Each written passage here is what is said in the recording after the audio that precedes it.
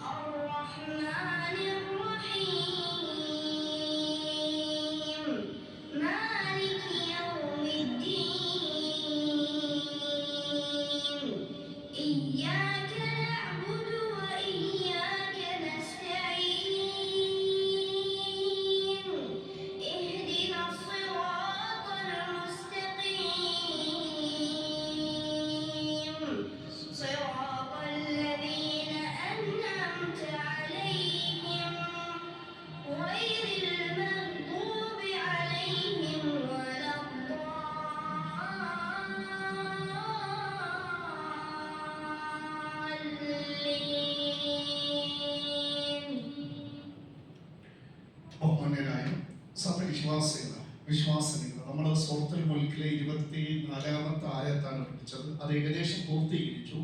ഇനി നമുക്ക് മനസ്സിലാക്കാനുള്ളത് പറയുക, നിങ്ങളെ ഭൂമി പെരുപ്പിച്ചുണ്ടാക്കിയവൻ അവനത്ര. ആദം നബി അലൈഹി സ്വലാത്തു വസ്സലാമയിലൂടെ നമ്മളൊക്കെ ഉണ്ടാക്കി എന്ന വിഷയം, ഭൂമിയിൽ വന്നതും ആദം നബിക്ക് മക്കളുണ്ടായതും ഒക്കെ നമ്മൾ കഴിഞ്ഞ ആഴ്ച വിശദീകരിച്ചു. എന്നിട്ട് അല്ലാഹു ഈ ആയത്ത് അവസാനിപ്പിക്കുന്നത് നമ്മൾ ഭൂമിയിൽ നിന്ന് പരലോകത്തിലേക്ക് മടക്കപ്പെടുന്ന ഒരു ദിവസം ഉണ്ടാവും. നിങ്ങളെല്ലാവരും ഒരുമിച്ച് കൂട്ടപ്പെടുകയും ചെയ്യുന്ന. അപ്പൊ നമുക്ക് ഇനി ഇതിൽ മനസ്സിലാക്കാം, നിങ്ങളൊക്കെ മഹ്ശറിലേക്ക് ഒരുമിച്ച് കൂട്ടപ്പെടുന്നതാണ്. അപ്പൊ ആ മഹ്ശർ എന്ന ബോധം, ഞാനും നിങ്ങളൊക്കെ ഒരു ദിവസം മഹ്ശറിൽ പോയി നിൽക്കേണ്ടവരാണ്. അള്ളാഹുവിന്റെ സ്വർഗമോ നരകമോ എനിക്ക് എന്ന് അള്ളാഹു വിധി കൽപ്പിക്കുന്നത് കാത്ത് മഹ്ശറിൽ നമ്മൾ വെയിറ്റ് ചെയ്യേണ്ടി വരും. കഴിഞ്ഞ ദിവസത്തിൽ SSLC റിസൾട്ട് വരുമ്പോൾ, അതുപോലെ തന്നെ +2 ഇന്നലെ റിസൾട്ട് വരുമ്പോൾ രക്ഷിതാക്കളൊക്കെ ഇങ്ങനെ ആകാംക്ഷയോടെ, എന്താ പറയുക, മുൾമുനയിൽ ടെൻഷൻ അടിച്ച് ഇങ്ങനെ എത്ര A+ കിട്ടും, എന്തായിരിക്കും, ഇങ്ങനെ ടെൻഷൻ അടിച്ച് നിന്നൊരു സമയമുണ്ടല്ലോ. ഇതുപോലെ മഹ്ശറിൽ നമ്മളൊക്കെ നമ്മുടെ വിധിയും കാത്ത് ടെൻഷൻ അടിച്ച് നിൽക്കുന്ന ഒരു സമയം ഉണ്ടേ. അവിടെ ടെൻഷൻ ആകാതെ സന്തോഷത്തോടെ വിജയം വരിക്കണമെങ്കിൽ ഇവിടെ ഈ ജീവിതത്തിൽ നമ്മൾ തയ്യാറാകുകയും നന്മകൾ കൊണ്ട് ഒരുങ്ങുകയും ചെയ്യണം എന്ന് കൂടിയാണ് അല്ലാഹു ഈ ആയത്ത് അവസാനിക്കും പഠിപ്പിക്കുന്നത്.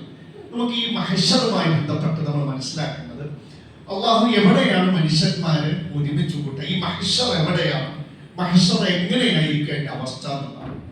പല നിബിവചനങ്ങളിലും മനസ്സിലാക്കാൻ കഴിയുന്നത് നമ്മുടെ ഈ ഭൂമിയെ തന്നെയാണ് അല്ലാഹു മഹ്ശറായിട്ട് സജ്ജീകരിക്കുക, അല്ലെങ്കിൽ അല്ലാഹു ഉദ്ദേശിച്ച ഒരു ഇടം. പക്ഷെ ആ ഒരു സ്ഥലത്തിന്റെ ചില പ്രത്യേകതകളുണ്ട്. ഇപ്പൊ നമ്മുടെ ഭൂമി നമുക്കറിയാം ഭൗമഗോളാകൃതിയാണ്. പക്ഷെ മഹ്ശർ അങ്ങനെയല്ല. നബി സല്ലല്ലാഹു അലൈഹി വസല്ലം പറയുന്നുണ്ട്, യുഹ്ശറു നാസു യൗമൽ ഖിയാമ അലാ അർദിൻ ബൈദാഅ അഫറാ. മനുഷ്യന്മാർ നാളെ ഖിയാമത്ത് നാളിൽ ഒരുമിച്ച് കൂട്ടും. വെളുത്ത ആ വെളുപ്പിലേക്ക് അല്പം ചുവപ്പ് കലർന്ന, അപ്പൊ ഇളം റോസ് നിറമുള്ള വെള്ളയാണ്. ആ വെള്ളയിൽ എന്ത് ചെയ്യും, കുറച്ച് ലൈറ്റ് റോസ് കളർ, അത്തരത്തിലുള്ള ഒരു തൂവെള്ള, ഇളം റോസ് കലർന്ന തൂവെള്ള ഒരു പ്രതലത്തിലാണ് മനുഷ്യന്മാർ ഒരുമിച്ച് കൂട്ടുക. നബി പറഞ്ഞ നല്ല മിനുസപ്പത്തിരി പോലെ, എന്നുവെച്ചാൽ കുണ്ടോ കുഴിയോ ഒന്നും ഉണ്ടാവില്ല, ചെറിയ ഒരു കുണ്ടോ കുഴിയോ പോലെ എവിടെ കാണില്ല, ഈ മഹ്ശർ മൈതാനത്തിൽ കാണില്ല. അപ്പൊ നിങ്ങൾ ടൈൽസ് മേടിക്കുമ്പോൾ ആ ടൈൽസിൽ തന്നെ ഫസ്റ്റ് ക്വാളിറ്റി ഉണ്ട്, സെക്കൻഡ് ക്വാളിറ്റി ഉണ്ട്, തേർഡ് ക്വാളിറ്റി ഉണ്ട്. നമ്മൾ ഈ തേർഡ് ക്വാളിറ്റി എടുത്താൽ നമുക്ക് ചെറിയ, നമ്മൾ ഈ ടൈൽസ് ഒട്ടുമ്പോൾ അതിന്റെ എഡ്ജിന് ചെറുതായിട്ട് എന്ത് ചെയ്യും, പൊതിരിക്കുന്നുണ്ടല്ലേ. അപ്പൊ ഒറ്റ നോട്ടത്തിൽ നമുക്ക് ആ എന്താ പറയുക, ഏറ്റവും നമുക്ക് അറിയില്ല. അത്ര പോലൊരു മൈന്യൂട്ടായ വളരെ ഒരു നേർത്ത ഒരു താഴ്ചയോ കുണ്ടോ കുഴിയോ ഉണ്ടാവില്ല. മാത്രമല്ല ലൈസ ഫീഹാ അലമുൽ ലിഅഹദിൻ, ഒരാൾക്കും കാര്യങ്ങൾ മനസ്സിലാക്കാവുന്ന സൈൻ ബോർഡ്സ് അല്ലെങ്കിൽ മറ്റേ അടയാളങ്ങൾ എവിടെ ഉണ്ടാവില്ല, മഹ്ശർ മൈതാനത്ത് ഉണ്ടാവില്ല. അപ്പൊ നമ്മൾ ഭൂമിയിൽ കൂടെ യാത്ര ചെയ്യുമ്പോൾ പല ഈ പറഞ്ഞ അലമുകൾ നമുക്ക് കാണാം, അടയാളങ്ങൾ കാണാം. പണി അറിയാൻ വേണ്ടി ചിലപ്പോൾ ഇതുപോലെ ഇവിടെ ഹമ്പുണ്ട്, ഇവിടെ റോഡ് പണി നടക്കുന്നുണ്ട്. ഇത് കണ്ടാൽ നമുക്ക് എന്ത് ചെയ്യണം, ഡ്രൈവർക്ക് അറിയാം, അല്ലെങ്കിൽ ഇങ്ങോട്ട് തിരിയണം, ഇവിടെ വണ്ടി പതുക്കെ പോകണം, ഈ സൈഡിൽ കൂടെ വണ്ടി പോകരുത്, ഇവിടെ യൂട്ടേൺ അടിക്കണം, ഇവിടെ യൂട്ടേൺ അടിക്കരുത്. അതുപോലെ നമ്മൾ ചിലപ്പോൾ അല്ലെ അടയാളം ഇതുപോലെ നമ്മുടെ ഭൂമി എന്ന് പറഞ്ഞാൽ കുറെ കുന്നും മലകളും കുണ്ടും കുഴിയൊക്കെ.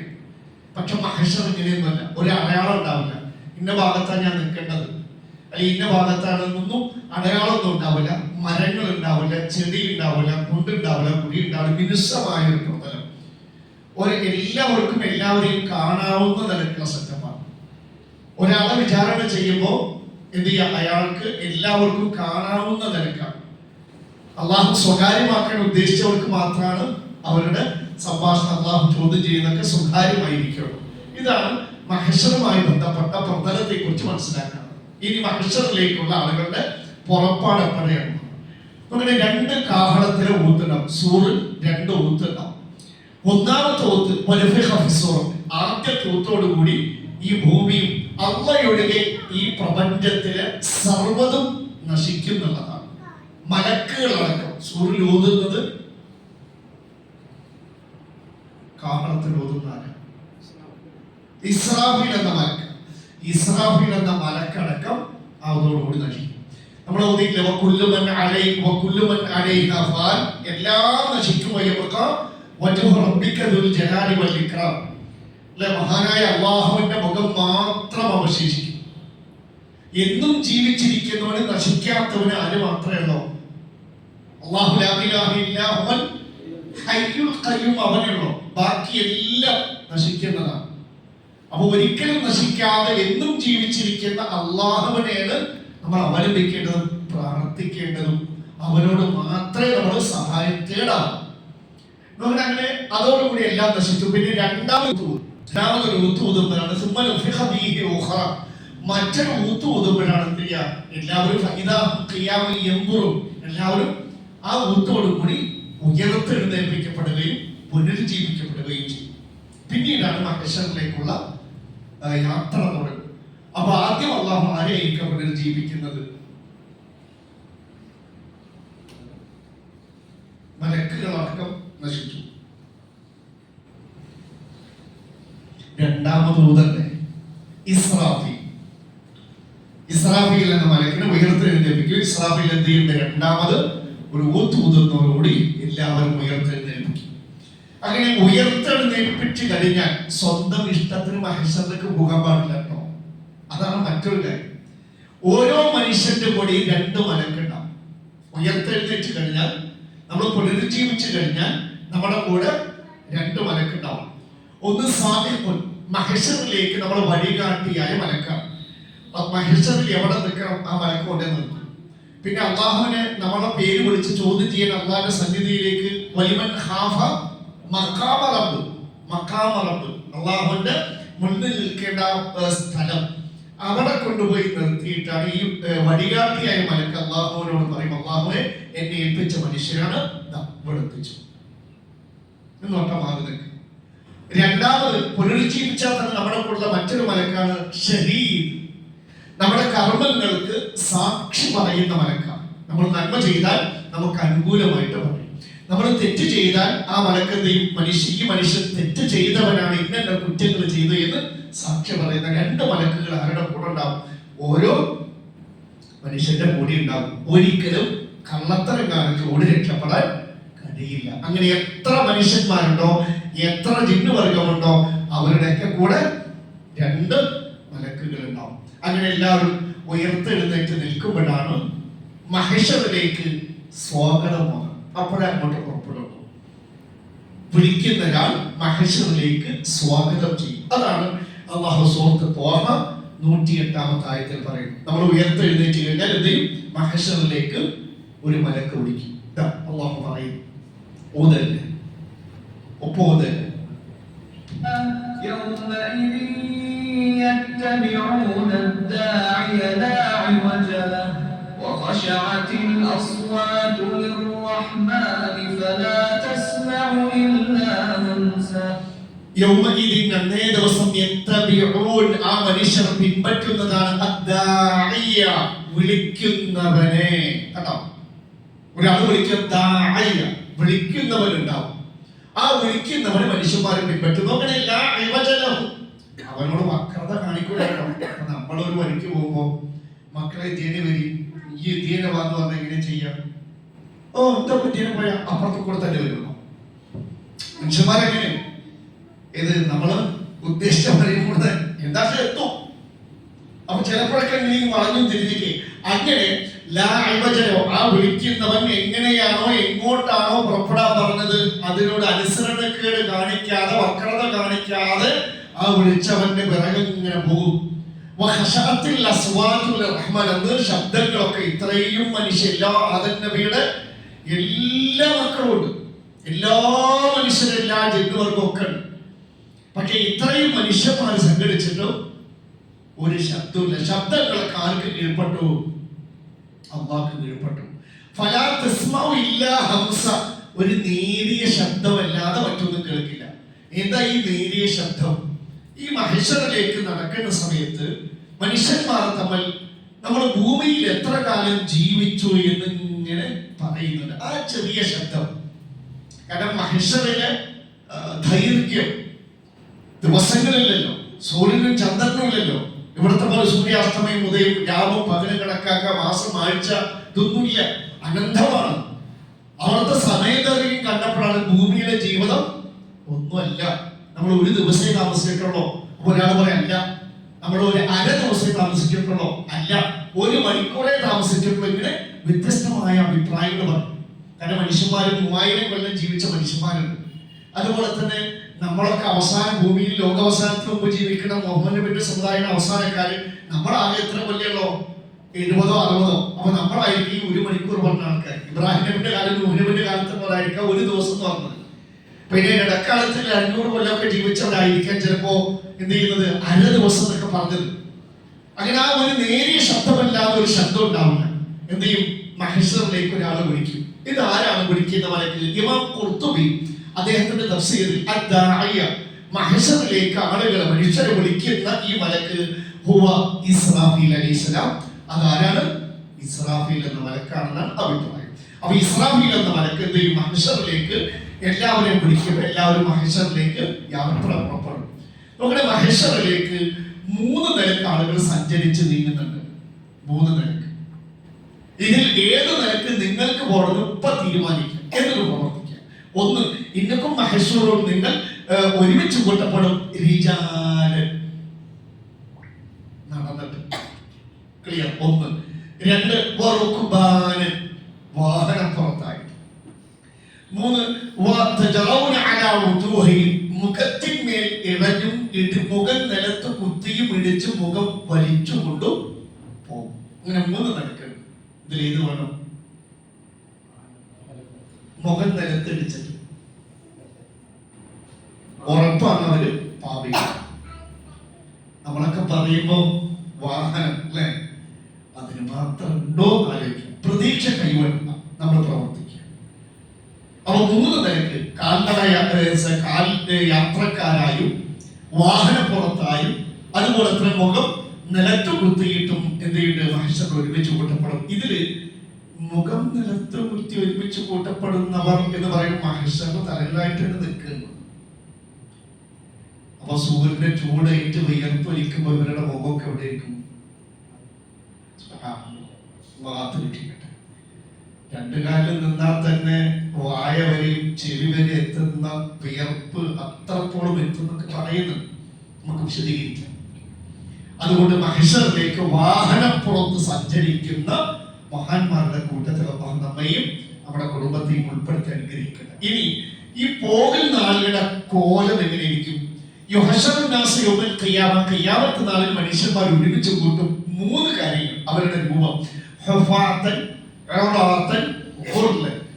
ചേലാകർമ്മം ചെയ്തിട്ടുണ്ടാവില്ല, നഗ്നപാതരായിരിക്കും, വിവസ്ത്രരായിരിക്കും. വെക്കാതെ പാദരക്ഷകളൊന്നുമില്ലാതെ ജലാക്രമം ചെയ്യപ്പെടാത്ത നിലക്ക് ജനിച്ച പോലത്തിലായിരിക്കും മഹിഷറിലേക്ക് പോകാം. അപ്പോഴാണ് ഐഷ ഔറത്ത് കാണില്ലെന്ന് വെച്ചപ്പോ ഐഷ അങ്ങനത്തെ ശ്രദ്ധിക്കേണ്ട സമയം ഓരോരുത്തരും വാർത്ത ഭീകരത കണ്ട് പ്രയാസപ്പെട്ട് ഭയത്തിന്റെ പുടുമുടിയിലാണ്, അതിനുള്ള നേരെല്ലാം.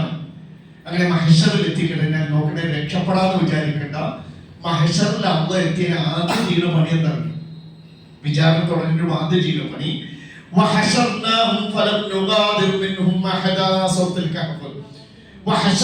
അവരെ മുഴുക്ക നാം ഒരുമിച്ച് കൂട്ടും. അവരിൽ ഒരാളെയും അള്ള വിട്ട് കളയൂല. അതിനെ പറ്റി എത്ര മക്കളുണ്ട്, ചെറിയ കുഞ്ഞുവാവ പ്രസവിച്ചു ഉടനെ മരിച്ചു, അല്ലെങ്കിൽ ഗർഭപാത്രത്തിൽ 4 മാസത്തിന് ശേഷം മരിച്ചു, ഒരുമിച്ച് കൂട്ടും, വിട്ടുകളയില്ല. അങ്ങനെ ഏതെങ്കിലും ഒരാള് ശ്രദ്ധ വിട്ടുപോകില്ല. മുഴുവൻ ആൾക്കാരെ ഒരുമിച്ച് കൂട്ട് മാത്രമല്ല,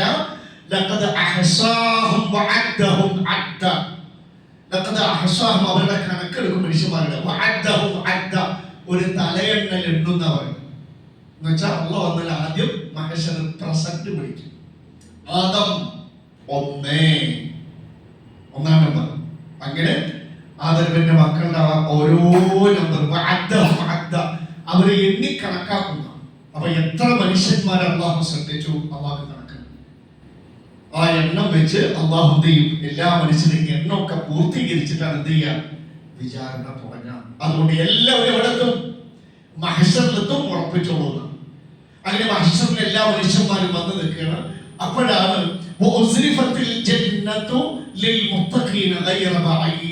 സ്വർഗം, സാക്ഷാൽ അലങ്കരിക്കപ്പെട്ട സ്വർഗം മുത്തഖീങ്ങളുടെ ദൂരെയല്ലാതെ അടുത്തായിട്ട് എന്ത് ചെയ്യത്രേ?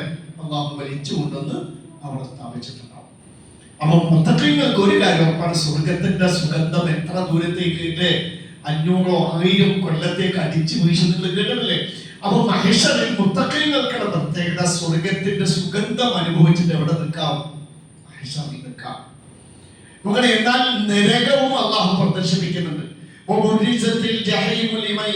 കാണുന്നവർക്ക് കാണാൻ വേണ്ടി സാക്ഷാൽ നരകത്തെ മഹ്ശറിൽ പ്രദർശിപ്പിച്ചിട്ടുണ്ടാവും. പക്ഷെ ആരോട് അടുത്തായിരിക്കും അത് കൊണ്ടുവന്നിട്ട്?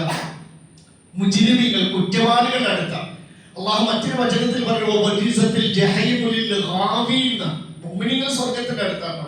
അവര് സന്തോഷത്തോടെ അവിടെ അതിന്റെ സുഗന്ധം അനുഭവിച്ചു നിൽക്കുകയാണ്. ചിലരൊക്കെ അള്ളാഹു അർശിന്റെ തണലിലേക്ക് മാറ്റി. ദുർമാർഗികളുടെ മുന്നിൽ നരകം ഇങ്ങനെ കാണാൻ വേണ്ടി എത്ര പ്രദർശിപ്പിക്കുന്ന 3 സംഘം. മഹ്ശറിൽ മനുഷ്യർ 3 സംഘത്തെ പറയുന്നുണ്ട്. വിചാരണ കൂടാതെ പോകാനുള്ള ആൾക്കാരും സൂറത്തുൽ വാഖിഅ ക്ലിയറാണ് അല്ലേ? കുത്തും അസ്വാദിൻ 3 വിഭാഗം. ഏതൊക്കെയാണ്? മുൻകടന്നവരിൽ മുൻകടന്നവർ, അസ്ഹാബുൽ യമീൻ വലതുപക്ഷക്കാർ. 3 ഏതാണ്? അസ്ഹാബുൽ ശിമാൽ, അവരാണ് ഈ ദുർമാർഗികൾ. അവരുടെ അടുത്താണ് നരകം കൊണ്ടുവന്നത്. ആ നരകം ഇങ്ങനെ മഹ്ശറിലേക്ക് വലിച്ച് വലിച്ച് വലിച്ച് കൊണ്ടുവരുന്ന ഒരു രംഗം പ്രദർശിപ്പിക്കട്ടെ. അതിന് വലിച്ചു കൊണ്ടുവരും. എങ്ങനെ വലിച്ചു കൊണ്ടുവരിക? നരകം എന്ന് വലിച്ചു കൊണ്ടുവരും. നരകത്തിന് 70,000 കുളത്തുണ്ടാവും, ഭരിക്കാനുള്ള ചങ്ങലകൾ ഉണ്ടാവും. ഓരോ ചങ്ങലയിലും 70,000 മലക്കുണ്ടാവും. നമ്മളത് നരകം പറഞ്ഞപ്പോൾ അത് കൃത്യമായി വിശദീകരിച്ചതാണ്. ഒരു മലക്കിന്റെ ശക്തിയും പവറും ഒക്കെ അന്ന് നമ്മൾ പറഞ്ഞതാണ്. നമ്മുടെ അതിശക്തരായ മല്ലന്മാരായ മലക്കുകൾ ഓരോ ചങ്ങലയിലും 70,000 പേര്. അപ്പൊ എത്ര? 70,000 ഇൻറ്റു 70,000. അത്രയും മലക്കുകൾ ചേർന്നിട്ടാണ് അത്ര നരകം വലിക്കുക. അപ്പോഴേ നരകം ചലിക്കുള്ളൂ. അങ്ങനെ വലിച്ചു കൊണ്ടുവന്നിട്ട് എവിടെ ഇടും? മഹ്ശറിൽ മുജ്രിമീങ്ങളുടെ അടുത്ത് കാണാൻ വേണ്ടി പ്രദർശിപ്പിക്കും. പാപികൾക്ക് പേടിച്ചിട്ട് ഒളിക്കണ്ണിട്ട് നോക്കുന്നവർ നേർക്ക് നേരെ നോക്കാനുള്ള ധൈര്യമില്ല. കാരണം അതിങ്ങനെ ക്ഷോഭിച്ചലങ്ങുന്നു പാപികളെ കണ്ടിട്ട്. അപ്പൊ മഹ്ശറിലെ ആളുകൾ ഭയന്നു പോകുന്നത് ഇതിന്റെ ക്ഷോഭവും അതിന്റെ പ്രഷറോട് കൂടിയുള്ള ആളി കത്തലും കണ്ടിട്ട് ഇതിന്റെ ഭിത്തി പൊട്ടി ഇതിന്റെ നരകത്തിന്റെ തീജ്വാല മഹ്ശറിലൂടെ ഒലിച്ചു പോകുമെന്നുള്ള ഭയത്തോടു കൂടി പേടിച്ചു ഉറച്ചിട്ടാണ് നിൽക്കുക. ചില ആൾക്കാരൊക്കെ ഈ നരകത്തിന്റെ ചുറ്റും മഹ്ശറിൽ മുട്ടുകുത്തിയവരായി നരകത്തെ ഫേസ് ചെയ്ത് നിർത്തുവാത്ര. അവിടെയാണ് ഉമറുബ്നു അബ്ദുൽ അസീസൊക്കെ കരഞ്ഞത്. എന്ത് കരഞ്ഞു? എന്നെ അവിടെ കൊണ്ടുപോയി ആ അങ്ങനെ നിർത്തിയ ശേഷം അള്ളാഹുവിനെ അങ്ങനെ നരകത്തിലേക്ക് തള്ളിയിട്ടാൽ എന്താ അവസ്ഥ എന്നൊക്കെ പറഞ്ഞ് കരഞ്ഞത് ഭക്തരായ മഹാന്മാരായ സ്വഹാബത്താണ്. അങ്ങനെ മഹ്ശറിലേക്ക് നരകത്തെ വലിച്ചു കൊണ്ടുവരുന്ന ഒരു രംഗം വിശുദ്ധ ഖുർആനിലെ സൂറത്തുൽ ഫജ്ർ ഓതിയിട്ടില്ലേ? വജീന യൗമഇദിൻ ബിജഹന്നം ഓതി.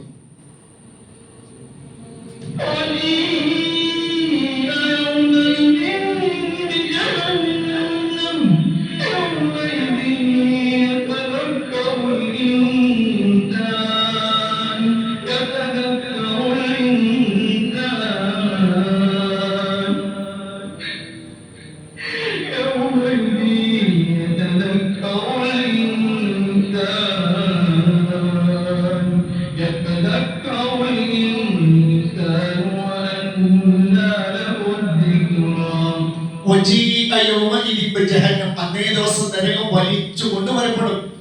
യൗമഇദിൻ ആ നരകം ഇങ്ങനെ കൊണ്ടുവന്ന് നരകത്തിൽ മഹ്ശറിൽ പ്രദർശിപ്പിക്കുമ്പോ യൗമഇദിൻ യതദക്കറുൽ ഇൻസാൻ മനുഷ്യന്മാർക്ക് ഓർമ്മ വരും. എന്താ ഓർക്കുന്നത്? ഈ നരകത്തിൽ നിന്ന് രക്ഷപ്പെടാൻ ഞാൻ എന്തെല്ലാം കർമ്മം ചെയ്തിട്ടുണ്ട്, എന്താണ് എന്റെ കയ്യിലുള്ളത് ഇങ്ങനെ ഓർക്കുമത്രേ. അപ്പൊ ഒന്നും കാണില്ല അവന്റെ ജീവിതം റിവൈൻഡ് ചെയ്ത് നോക്ക്. അപ്പൊ അവന് പേടിയും ബേജാറുണ്ടാവും. അപ്പൊ ആ ബേജാറ് കണ്ടിട്ട് അള്ളാഹു ചോദിക്കുന്നു ഇപ്പൊ എവിടെന്നാ നിനക്ക് ഓർമ്മ വന്നത് എന്ന് വെച്ചാൽ അമ്മ പറയുന്നത് നരകത്തിൽ നിന്ന് രക്ഷപ്പെടണം എന്ന ഓർമ്മയും ചിന്തയും ഇവിടെ ഇപ്പോ ഭൂമിയിൽ ജീവിക്കുമ്പോൾ മരണം വരെ നമുക്ക് ഉണ്ടാവേണ്ടിയിരുന്നു. അങ്ങനെ ഉണ്ടായിരുന്നെങ്കിൽ നരകശിക്ഷയിൽ നിന്ന് രക്ഷപ്പെടാൻ വേണ്ട കാര്യങ്ങൾ ഞാൻ നിങ്ങൾ ചെയ്തേനെ. ആ ഓർമ്മയാണ് നമുക്ക് ഉണ്ടാകേണ്ടത്. ഇനി മഹേശ്വറിന്റെ മറ്റൊരു അവസ്ഥ എന്ന് പറഞ്ഞാല് എല്ലാവരും ഉണ്ടല്ലോ ഇപ്പോ, നമ്മുടെ മക്കളും പേരമക്കളും കുട്ടികളും വലിയപ്പാരൊക്കെ ഉണ്ട്. പക്ഷേ നേർക്ക് നേരെ കാണും, അത്ര വാപ്പിയും മക്കളും പേരമക്കളും ഒക്കെ കാണും, മുഖത്തോട് മുഖം കണ്ടുമുട്ടും. പക്ഷെ ഒരക്ഷരം ഉണ്ടണ്ടേ. എത്ര കാലമായി പിരിഞ്ഞിട്ട്, മരണത്തോടെ പിരിഞ്ഞതാണ്. പിന്നെ മഹേശ്വറിൽ കണ്ടാൽ പോലും ചോദിക്കില്ല. അപ്പൊ എത്ര ഭയാനകമായിരിക്കും അവിടുത്തെ സിറ്റുവേഷൻ.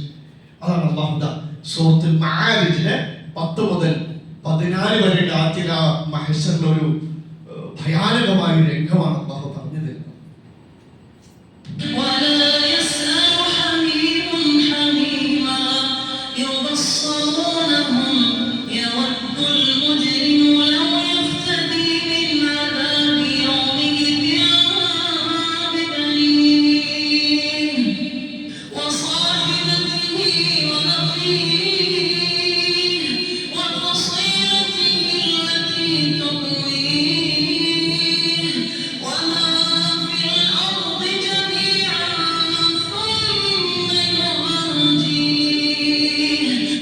ഒരു ഉറ്റ ബന്ധുവും മറ്റൊരു ഉറ്റ ബന്ധുവിനോട് ഒന്നും ചോദിക്കില്ല. എന്നിട്ട് അല്ല പറഞ്ഞ വാക്കെന്താ? യുബസ്വറൂനഹും, അവർ പരസ്പരം കാണുന്ന വാപ്പയും മക്കളും പേരമക്കളും ഒക്കെ കണ്ടാലും വെറും വാക്കിന് സുഖല്ലപ്പ, എന്താണ് അവസ്ഥ, എന്താ അമ്മ, എന്താ മക്കളെ എന്ന് ചോദിക്കില്ല.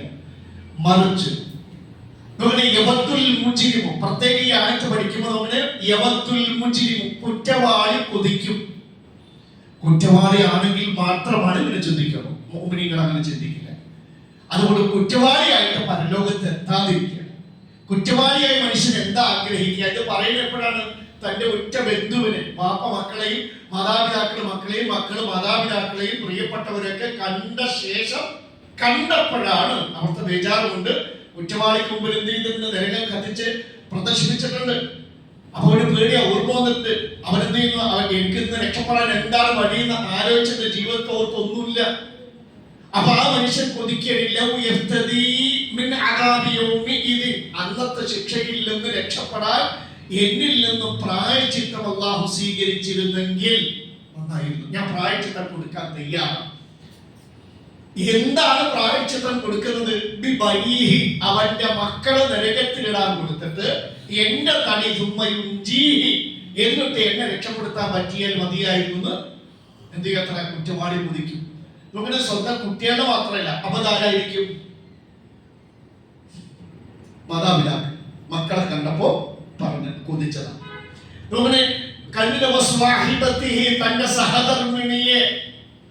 തന്റെ സഹധർമ്മിണിയെ നരകത്തിലിടാൻ പ്രായശ്ചിത്തമായി കൊടുത്തിട്ട് എന്റെ തടി രക്ഷപ്പെടുത്താൻ പറ്റി. അപ്പൊ ആരായിരിക്കും പരസ്പരം കണ്ടുമുട്ടിയത്?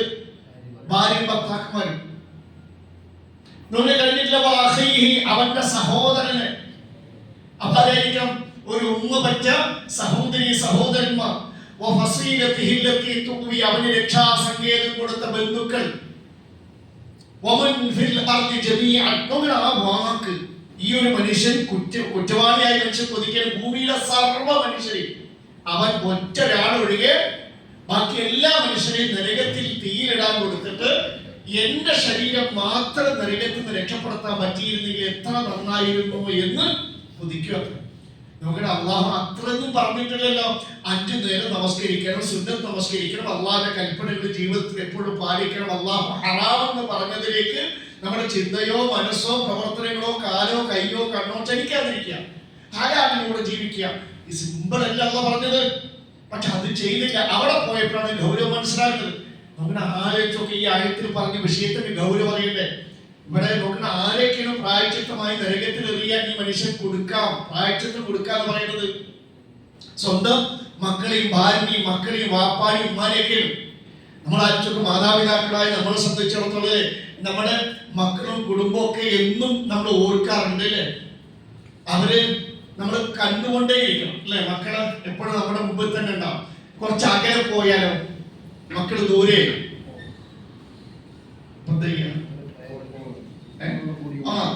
ഫോൺ വിളിക്കും. അവിടെ എത്തിയോ പറ്റൂട്ടി മറ്റൂട്ടി, അവിടെ എത്തിയോ കുഴപ്പമൊന്നുമില്ലല്ലോ, വിളിക്കട്ടാ, ഇങ്ങനെ എന്ത് ചെയ്യും, വിളിച്ചോണ്ടേയിരിക്കും. അപ്പൊ ശരിക്ക് നമ്മുടെ ഈ വചനങ്ങൾ നമ്മളെ പഠിപ്പിക്കും. ഇത്രയും നമ്മുടെ കണ്ണും കൽവും കാതും ഒക്കെ ആയ നമ്മുടെ പ്രിയപ്പെട്ടവർ പരലോകത്ത് നമ്മളൊന്ന് തിരിഞ്ഞു നോക്കുക പോലും മൈൻഡ് ചെയ്യാത്ത ഒരു ദിവസം നമുക്ക് വരാനുണ്ട് എന്ന് മറക്കണ്ട. നമ്മുടെ ആ നയത്തിൽ പഠിപ്പിച്ചതാ, താനില്ലാത്തവരെ മുഴുവൻ ബലി കൊടുത്തിട്ടാണെങ്കിലും തനിക്ക് രക്ഷപ്പെട്ടാൽ മതിയായിരുന്നു എന്ന് കൊതിക്കുന്ന ദിവസമാണത്. എന്നുവെച്ചാൽ ഓരോ മനുഷ്യരും ഇതാണ് ചിന്ത. നബിമാരടക്കം പരലോകത്ത് പറഞ്ഞു പോകുന്ന വാക്കാണ് ഇത്. നഫ്സി, അല്ലാഹുവേ എന്നെ മാത്രം രക്ഷിക്കണേ. മുഹമ്മദ് നബി പോലും ഈ നിലക്കുള്ള വാക്ക് 3 ഘട്ടത്തിൽ പറയുന്നു പറഞ്ഞ മഹ്ശറ ഭീകരത ആലോചിച്ചോട്ടെ.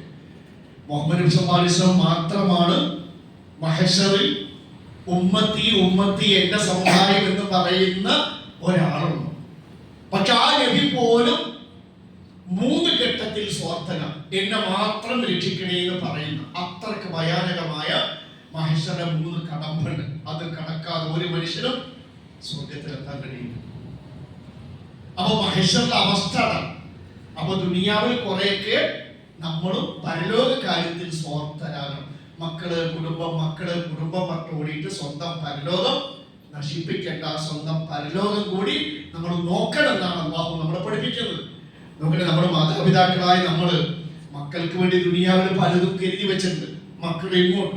പക്ഷെ പരലോകത്ത് പരസ്പരം എന്തില്ല, യാതൊരു ഉപകാരവും ഉണ്ടാവില്ല. അല്ലാഹു പറയും,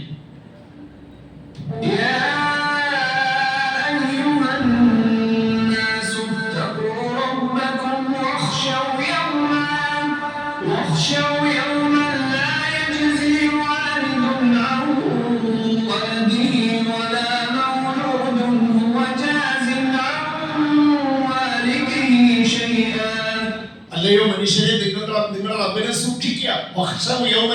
ഒരു ദിവസത്തെ പേടിച്ചോളി. ഏത് ദിവസമാണ്? നമ്മുടെ കയ്ക്ക് ദാരിദ്ര്യം വരുന്ന ദിവസമല്ല. ദുനിയാവ് നമ്മളൊക്കെ ദൈവം പേടിക്കണത്. ഇനി ഒരു അപകടം പറ്റുന്ന, ഒരു മാരക രോഗം ബാധിക്കുന്ന ദിവസത്തെ ഭയക്കുക, അതൊന്നുമല്ല. നിങ്ങൾക്ക് ഭയക്കേണ്ടത് ഒരു വാപ്പയും ഒരു മാതാവും പിതാവും തങ്ങൾ ജനിപ്പിച്ച മക്കൾക്ക് യാതൊരു പ്രയോജനം ചെയ്യാത്ത ദിവസം.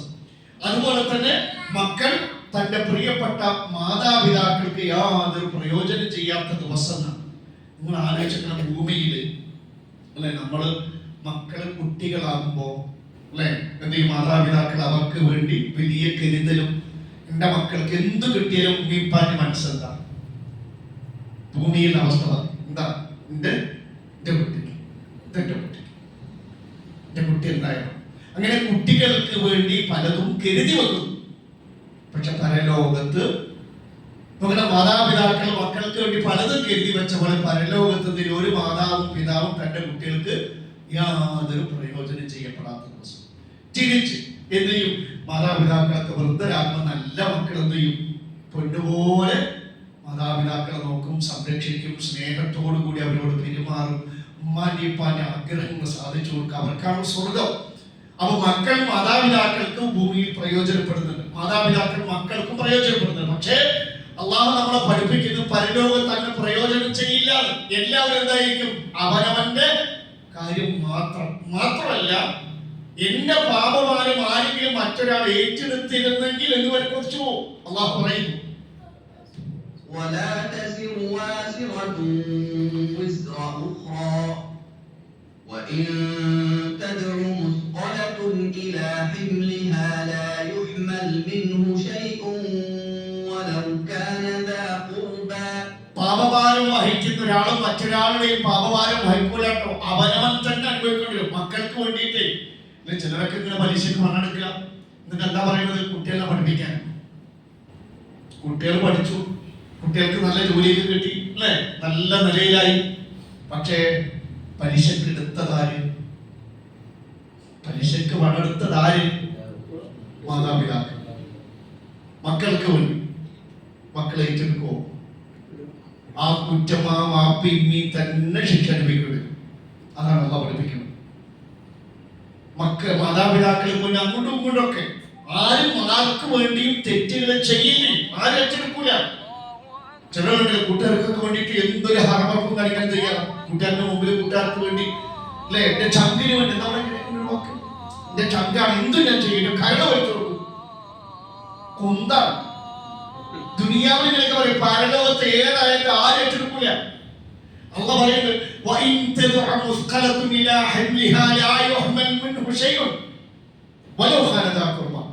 ഒരു പാപഭാരം വഹിക്കാൻ വേണ്ടി ഒരാളെ വിളിച്ചാലും അവനത് ഏറ്റെടുക്കൂല.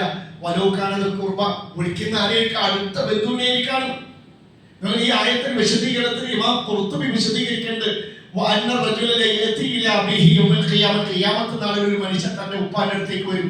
അപ്പൊ മോനാണ്, മക്കള് വാപ്പാന്റെ ഉമ്മാന്റെ അടുത്തേക്ക് വന്നിട്ട് പറയുന്നത്, ഉപ്പാ ഉമ്മ അലം നകുൻ ബാറൻ ബിക അലം നകുൻ ബിക ബാറൻ വഅലൈക മുശ്രികൻ വഇലൈക മുഹ്സിനൻ.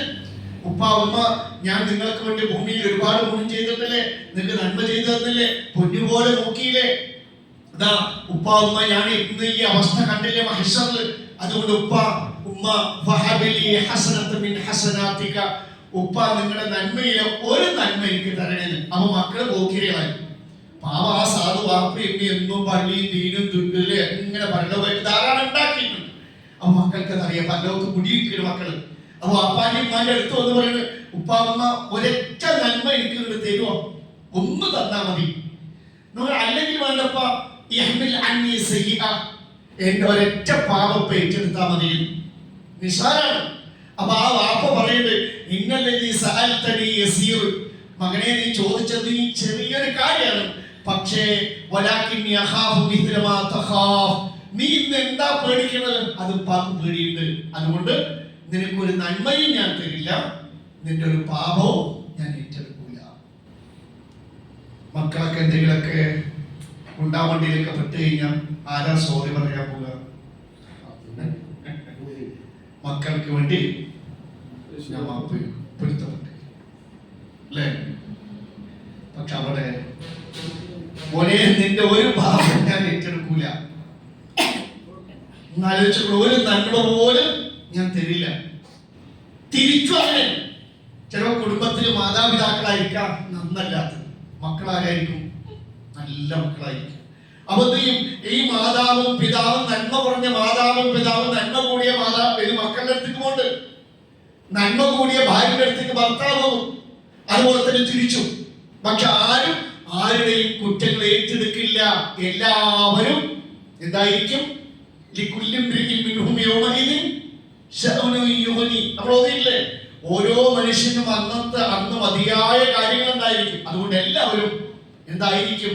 നഫ്സി നഫ്സി, അല്ലാഹുവേ എന്നെ മാത്രം രക്ഷിച്ച്, എന്നെ മാത്രം ഒന്ന് രക്ഷിച്ച് തന്നാൽ മതി എന്ന ഒരു മനസ്ഥിതിയിലായിരിക്കുമെന്നാണ് നമ്മൾ സൂറത്തുൽ മആരിജിലെ 10 മുതൽ 14 വരെയുള്ള ആയത്തിൽ പരലോകത്ത് സ്വരക്ഷക്കായി നാം ഇഹലോകത്ത് ഏറെ സ്നേഹിച്ചവരൊക്കെ നരകത്തിലേക്ക് ഇടാൻ പ്രായശ്ചിത്തമായി നൽകാൻ തയ്യാറാകുന്ന ഒരു സമയം. അതുകൊണ്ട് ദുനിയാവിൽ തന്നെ പരലോകത്തിന്റെ കാര്യത്തിൽ അവനവന്റെ കാര്യം രക്ഷിക്കുക, കാര്യങ്ങൾ നോക്കുക. നിങ്ങളുടെ തലയും നിങ്ങളുടെ കുടുംബത്തിന്റെ തലയും നരകത്തിന് കാത്തു രക്ഷിച്ചോളുക.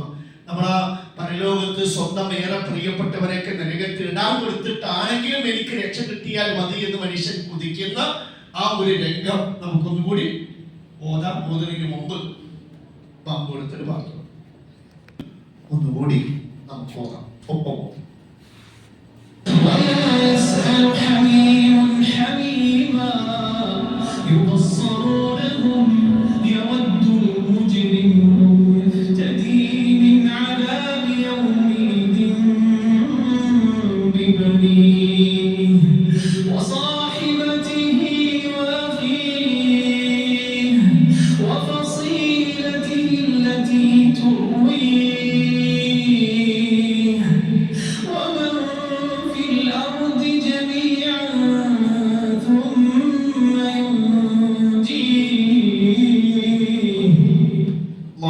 രക്ഷിക്കട്ടെ. നമ്മുടെ കണ്ണിലും കൽബിലും ഒക്കെ എപ്പോഴും നമ്മുടെ മക്കളോ കുടുംബമോ ഒക്കെ ഉണ്ട്. എന്നാൽ നമ്മുടെ ഈ പ്രിയപ്പെട്ടവരൊക്കെ ആരെയും ഒന്ന് ഓർക്കുക പോലും ചെയ്യാത്ത ഒരു സമയം എനിക്ക് വരാനുണ്ട് എന്ന് നമ്മൾ ഒരിക്കലും മറക്കരുത്. ദുനിയാവിൽ നിന്ന് തന്നെ പരലോകത്ത് നമ്മുടെ ഈ കുടുംബത്തിന്റെ രക്ഷയ്ക്ക് വേണ്ടി ഇപ്പൊ തന്നെ പ്രവർത്തിച്ചു തുടങ്ങാം. മഹേശ്വറിൽ ഇങ്ങനെ മനുഷ്യന്മാരാ നിൽക്കുന്ന ഒരു നിപ്പ് പറയുന്നുണ്ട് അല്ലെ. മനുഷ്യന്മാരിങ്ങനെ നിൽക്കുന്ന സമയത്ത്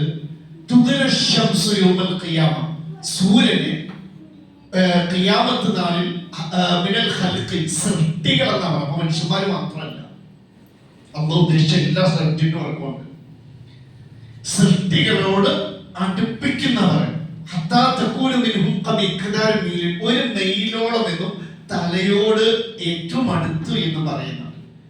അപ്പോ ഏറ്റവും സൂര്യൻ വളരെ അടുത്തായിരിക്കും ഉണ്ടാവും. അപ്പൊ നമുക്കറിയാം ഇന്ന് നമ്മുടെ ഭൂമിയിൽ നിന്ന് സൂര്യനിലേക്കുള്ള ഏകദേശ ദൂരം എത്രയാണ്? എത്രയൊന്നും വായിക്കും, വലിയ കോടികളൊക്കെ കൂട്ടിയാണ്. സുധീക്ഷ ഒന്ന് സഹായിക്കും. ലക്ഷങ്ങളുടെ കോടികളുടെ പൂജ്യങ്ങൾക്ക് എല്ലാം അറിയാം. എങ്ങനെ 14 കോടി 96 ലക്ഷം കിലോമീറ്റർ. ഇത്രയും അകലത്തിലാണ് ഇപ്പൊ സൂര്യനുള്ളത്. ആ സൂര്യന്റെ ഇന്നലെ നമുക്ക് മഴ കിട്ടിയോണ്ട് കുറച്ചൊരു ആശ്വാസമുണ്ട്. അതിനു മുമ്പ് വരെ എത്ര ഡിഗ്രി ആയിരുന്നു? 42 മുതൽ 45 കിടക്കും. 46 വരെ ഇരുമയൂര് രേഖപ്പെടുത്തിയതായിട്ട് ന്യൂസ് വന്നിട്ടുണ്ട്. എന്തായിരുന്നു ചൂട്? ഭയങ്കര പ്രയാസമല്ലായിരുന്നു. അപ്പൊ സൂര്യന്റെ വെറും 42 ഡിഗ്രി വന്നപ്പോ തന്നെ എന്തോ പൊറുതിക്കണം. ഇപ്പൊ എല്ലാവരും എ സിയാണ്. അവസാനം ലോഡ് താങ്ങാണ്ട് രാത്രിയൊക്കെ കറണ്ട് പോകുക. നമ്മളിന്ന് കറണ്ട് ബില്ല് കണക്ക് പറഞ്ഞ് ഈടാക്കുന്നുണ്ട്.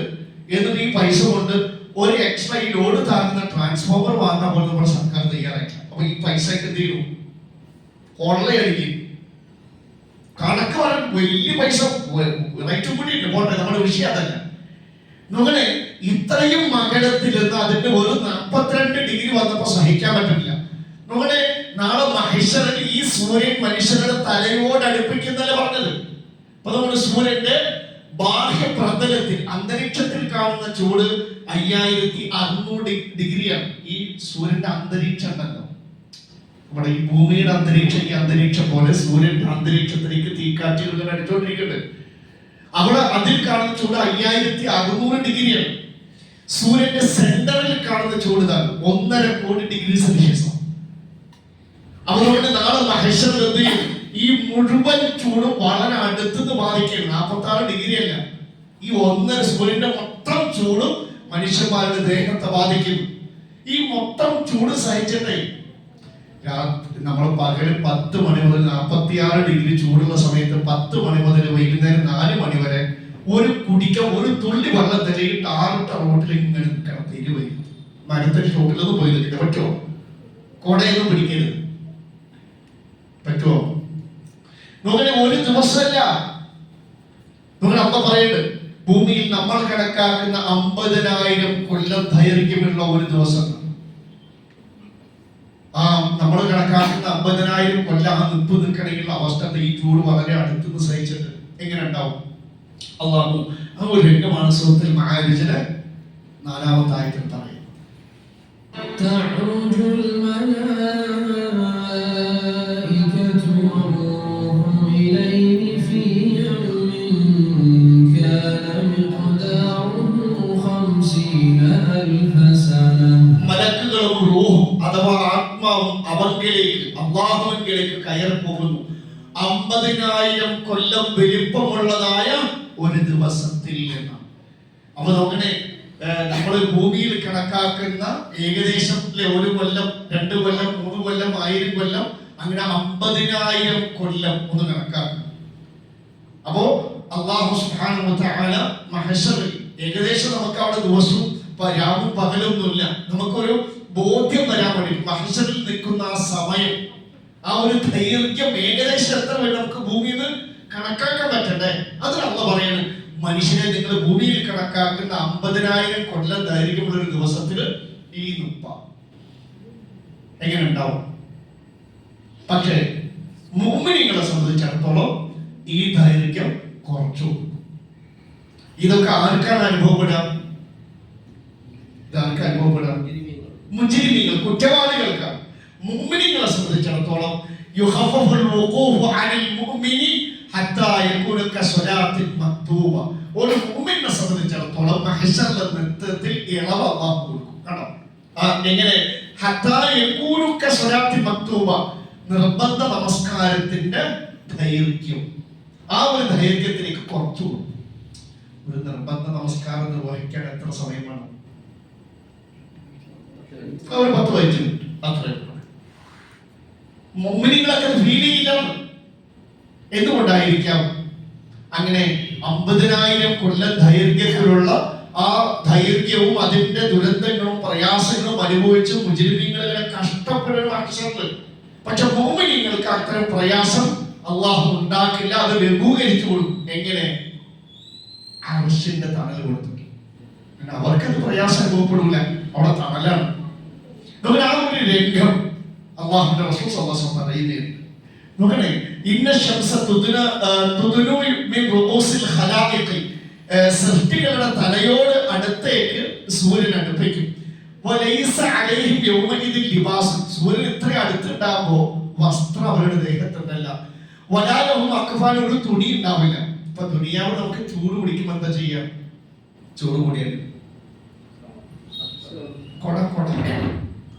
കൊടന്ന് പുറത്തൂല ചിലര്, അതൊരു ശീലല്ലേ. ടവലുള്ളവരെന്ത് ചെയ്യും? ഒരു ടവല് കയ്യിലുണ്ടാവുമ്പോ നമ്മള് വെയിലത്ത് നടന്നുമ്പോ എന്താ ചെയ്യാ? അതന്നെ, മക്കളുടെ പറയുന്നല്ലോ, വെറുതെ തലയിൽ എന്ത് ചെയ്യും? ഇടും. അത്തരത്തിലൊരു തല മറയ്ക്കാൻ, നമ്മുടെ തല മറയ്ക്കാൻ ഈ സൂര്യന്റെ ചൂട് നിന്ന് രക്ഷപ്പെടാൻ ഒരു ചെറിയ തുണി പോലും ഇല്ലാന്ന് നേരിട്ട് സൂര്യന്റെ മൊത്തം ചൂടും വളരെ അടുത്തുനിന്ന് ഈ മനുഷ്യന്മാരുടെ ശരീരത്തെ ബാധിക്കും. ആ ദിവസം ദീർഘിച്ചു പോകും, മനുഷ്യന്മാര് കരയും. അപ്പോഴാണ് അള്ളാഹു ഉദ്ദേശിച്ചവരെ അള്ളാഹുവിന്റെ കാരുണ്യം കൊണ്ട് ഈ ചൂടിൽ നിന്നും ഈ നൃത്തത്തിലും അള്ളാഹു രക്ഷിക്കും. എവിടേക്ക്? അള്ളാഹുവിന്റെ തണലിൽപ്പെട്ട തണലിലേക്കാണ് മാറ്റി നിർത്തും. അവിടെ അല്ലാതെ ഒരു തണലില്ല. അവിടെ ഞാൻ പറഞ്ഞില്ലേ, മഹിഷന്റെ പ്രതല തുടക്കത്തിൽ മരമില്ല, കുണ്ടുമില്ല, കുഴിയില്ല, ഒരു അടയാളമില്ല, സൈബോർഡ് ഒന്നുമില്ല, മൊട്ടപ്പറമ്പ്. നമ്മുടെ അവിടെ അങ്ങനെ നിന്നിട്ടാണ് ഈ പ്രയാസം. പക്ഷെ അള്ളാഹു എന്ത് ചെയ്യും?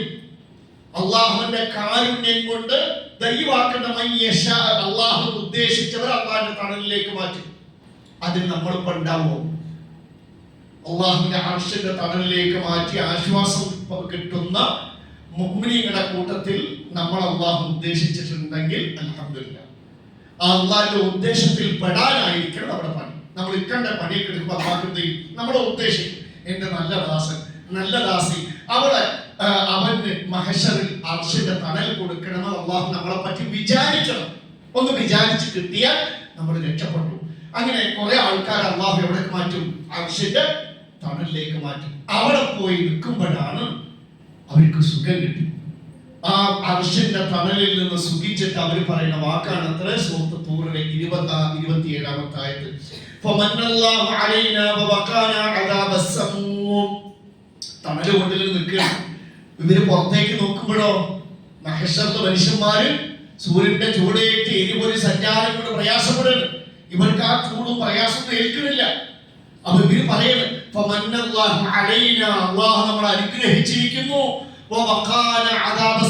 രോമകൂപങ്ങളിലൂടെ തുളച്ചു കയറുന്ന ഉഷ്ണ തീയിൽ നിന്ന് ഉഷ്ണ കാറ്റിൽ നിന്ന് അള്ളാഹു നമ്മളെ കാത്ത് രക്ഷിച്ചു. അള്ളാഹുവിന്റെ ഏറ്റവും അനുഗ്രഹം കൊണ്ടാട്ടോ ഈ അർശിന്റെ തണലിൽ വന്ന് സുഖമായിട്ട് നിൽക്കാൻ പറ്റിയത് എന്ന് എത്ര മോമിനികൾ പറയും.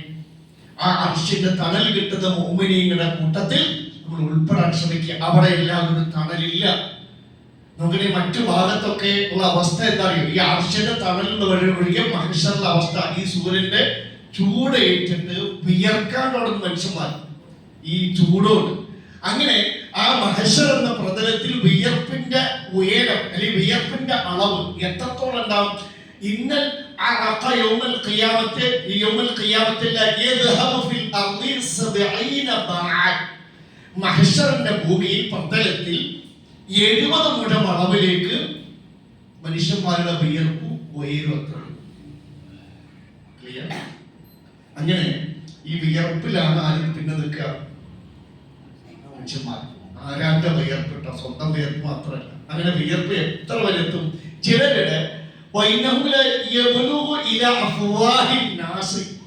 ഓരോരുത്തരുടെ കർമ്മത്തിനനുസരിച്ച് അർശന്റെ തണൽ ഇതൊന്നും ബാധകല്ല. അവിടെ വിയർപ്പില്ല, കാരണം അർശന്റെ തണല സുഖമായിട്ട് നിൽക്കാം. ബാക്കിയുള്ളവിടെ എന്ന് ചിലരൊക്കെ നിര്യാക്കത്ര ഉണ്ടാവും, ചിലർക്ക് മുട്ടുകാലുണ്ടാവും, ചിലരുടെ എവിടെ വരുത്തും? വായ വരുത്തും. ചിലർക്കോ വായന്റെ തൊട്ട് മുകളിൽ ചെവി വരെ. അപ്പൊ ചെവി വരെ ആണെങ്കിൽ മനസ്സിലായ ഈ വിയർപ്പ് വായു കൂടെ കീഴിൽ പോവില്ല. ആരുടെ വിയർപ്പ്?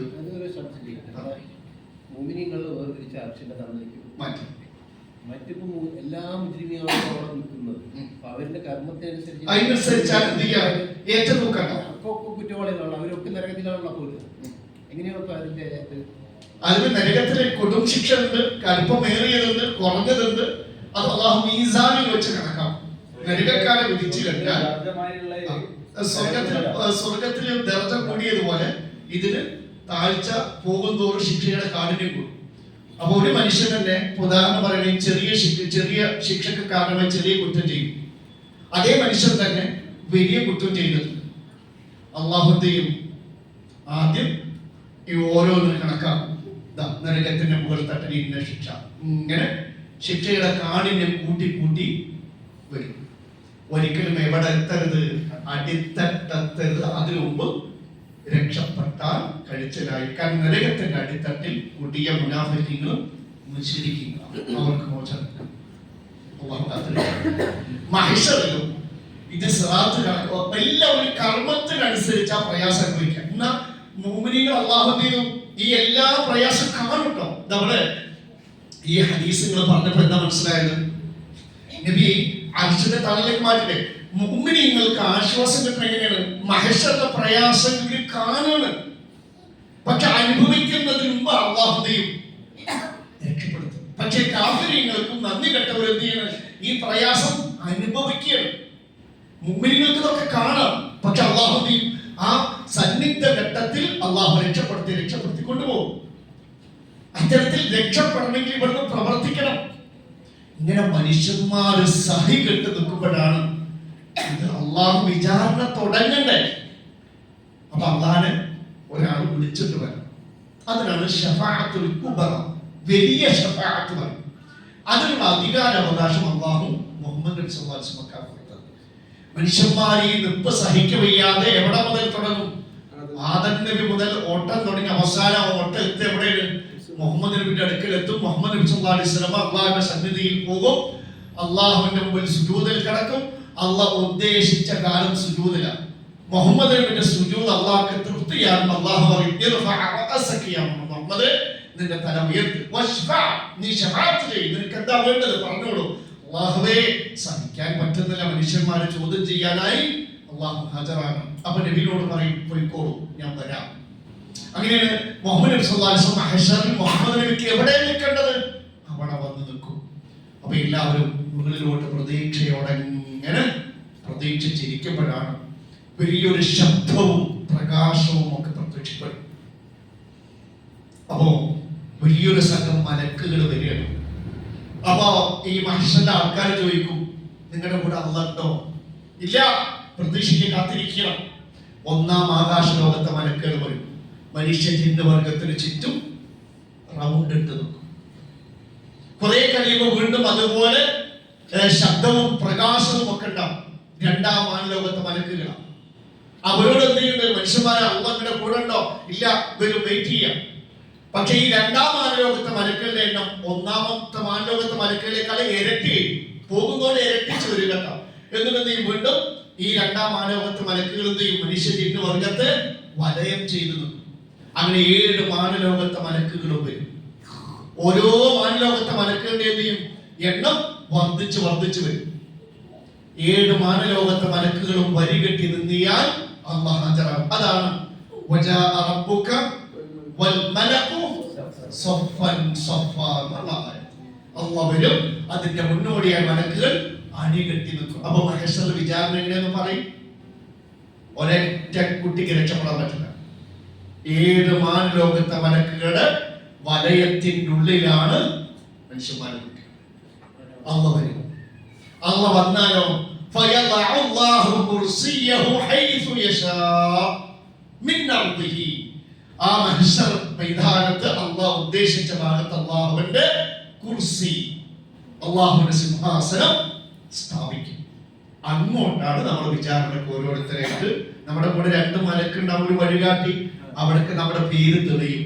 മുഹമ്മദ്, അഹമ്മദ്, ഫാത്തിമ എന്താണോ ആ സമയമാകുമ്പോ മലക്ക് പോയിക്കോ നടക്ക്. എന്തായിരിക്കും നെഞ്ചെടുത്ത് നമ്മുടെ കാര്യം തീരുമാനിക്കപ്പെടാൻ പോകുക. അപ്പോഴാണ് മുഹമ്മദ് നബി പോലും അല്ലാഹ് എന്ന് വിളിച്ചു പോകുക. ആ വിളി ഇവിടെ നിന്നുണ്ടാവട്ടെ. അല്ലാഹ് വന്നിട്ട് ആദ്യം പറയുന്ന വാക്ക് നമ്മുടെ യാ മഅശറൽ ജിന്നി വൽ ഇൻസ്, അല്ലയോ മനുഷ്യ ജിന്ന് വർഗ്ഗമേ, ഇന്നി ഖദ് അൻസത് ലക്കും മിൻ യൗമി ഖലഖതുകും ഇലാ യൗമികും ഹാദാ. നിങ്ങളെ സൃഷ്ടിച്ച നാൾ മുതൽ ഈ ദിവസം വരെ ഞാനൊന്നും മിണ്ടാതെ നിശബ്ദനായി നിങ്ങൾ നിരീക്ഷിച്ചു കൊണ്ടിരിക്കുകയാണ്. അസ്മഉ ഖൗലകും വഅറാ അഅമാലകും. മിണ്ടാതിരിക്കില്ല. നിങ്ങളുടെ ശബ്ദം ഞാൻ കേട്ടിട്ടുണ്ട്, നിങ്ങളുടെ പ്രവർത്തികളൊക്കെ ഞാൻ കണ്ടിട്ടുണ്ട്. നോക്കണേ, ഇന്ന് ഇതുവരെ ഞാൻ മിണ്ടിയിട്ടില്ല, ഇടപെട്ടിട്ടില്ല. ഇന്ന് നിങ്ങൾ മിണ്ടരുത്. നിങ്ങളുടെ കാര്യങ്ങളൊക്കെ തീരുമാനിക്കാൻ പോകുന്നത് ഇന്ന്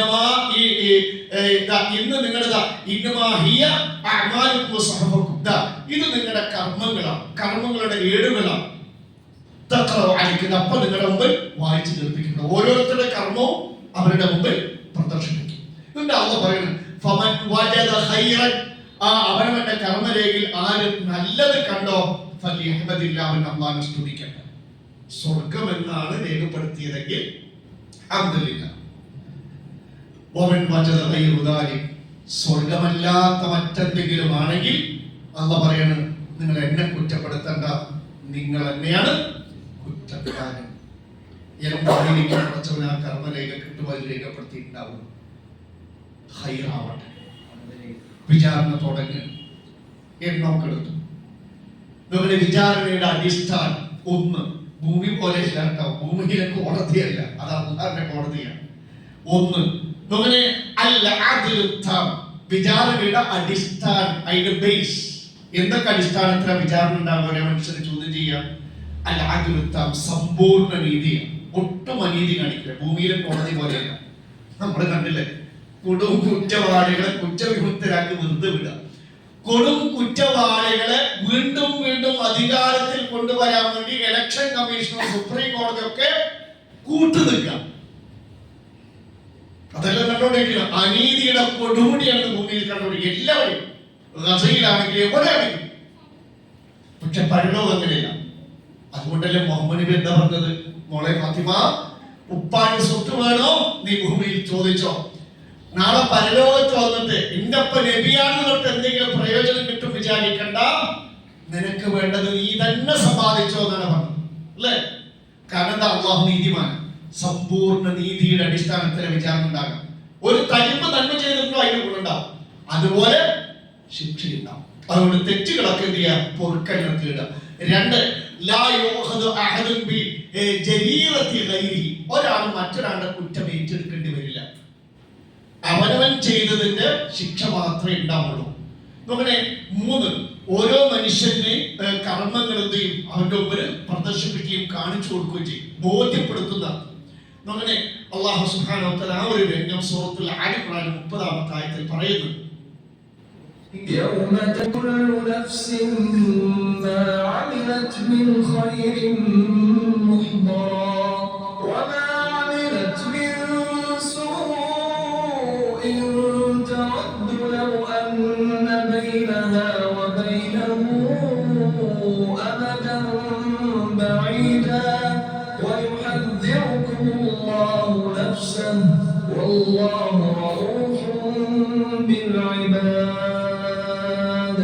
അന്നേ ദിവസം, ആ ദിവസത്തിൽ ഓരോ ദേഹവും അവൻ പ്രവർത്തിച്ചത് ഹൈറാവട്ടെ അല്ലെങ്കിൽ മോശമായ കാര്യമാവട്ടെ ശരിക്കും മഹോദറ അവന്റെ മുമ്പിൽ ഹാജറുള്ളതായിട്ട് കാണും. ശരിക്കും കാണും. നമ്മൾ ചെയ്ത ഹൈർ ശരിക്ക് അല്ലാഹു ഡിസ്പ്ലേ ചെയ്യും. നിങ്ങൾ കാണിക്കപ്പെടുന്നതാണ്. ഹൈറാണെങ്കിൽ അൽഹംദുലില്ലാഹ് നമുക്ക് അഭിമാനത്തോടെ നിൽക്കാം. നമ്മൾ ചെയ്ത കുറ്റകൃത്യങ്ങളും വ്യഭിചാരവും വേണ്ടാത്തതും കള്ളത്തരവും കൊള്ളരുതായ്മകളൊക്കെ കാണിക്കപ്പെട്ടാലോ നാണം കെട്ടുപോകും. അപ്പോഴാണ് പഠിച്ചവനെ യാലൈതനി നന്നാക്ക് നാണക്കടല്ലേ കരുവാടിച്ചു പോകാം, മുഖങ്ങനെ ഇരുണ്ടുപോകുക നാണം കെട്ടു.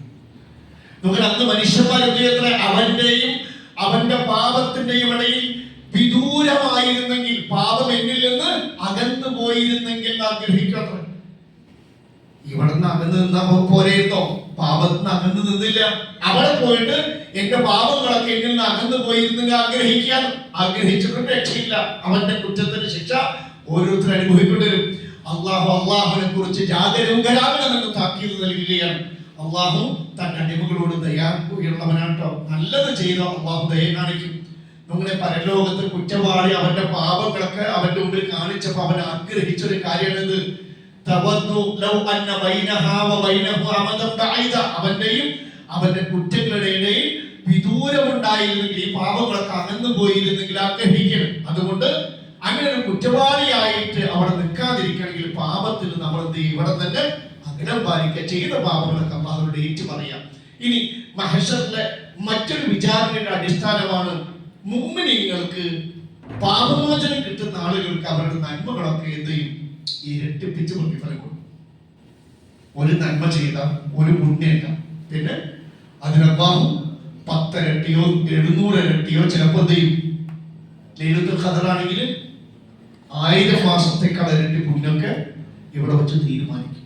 ഓരോ നന്മക്ക് ഒരു കാര്യം ഒപ്പിക്കാം, ഒരു ഉത്തരയിക്കാം, ഒരു മാർക്ക് എന്നല്ല, അതിന് ഇരട്ടി പുണ്യം. അതാണ് മഹ്ശർ അല്ലാഹുവിന്റെ നീതി.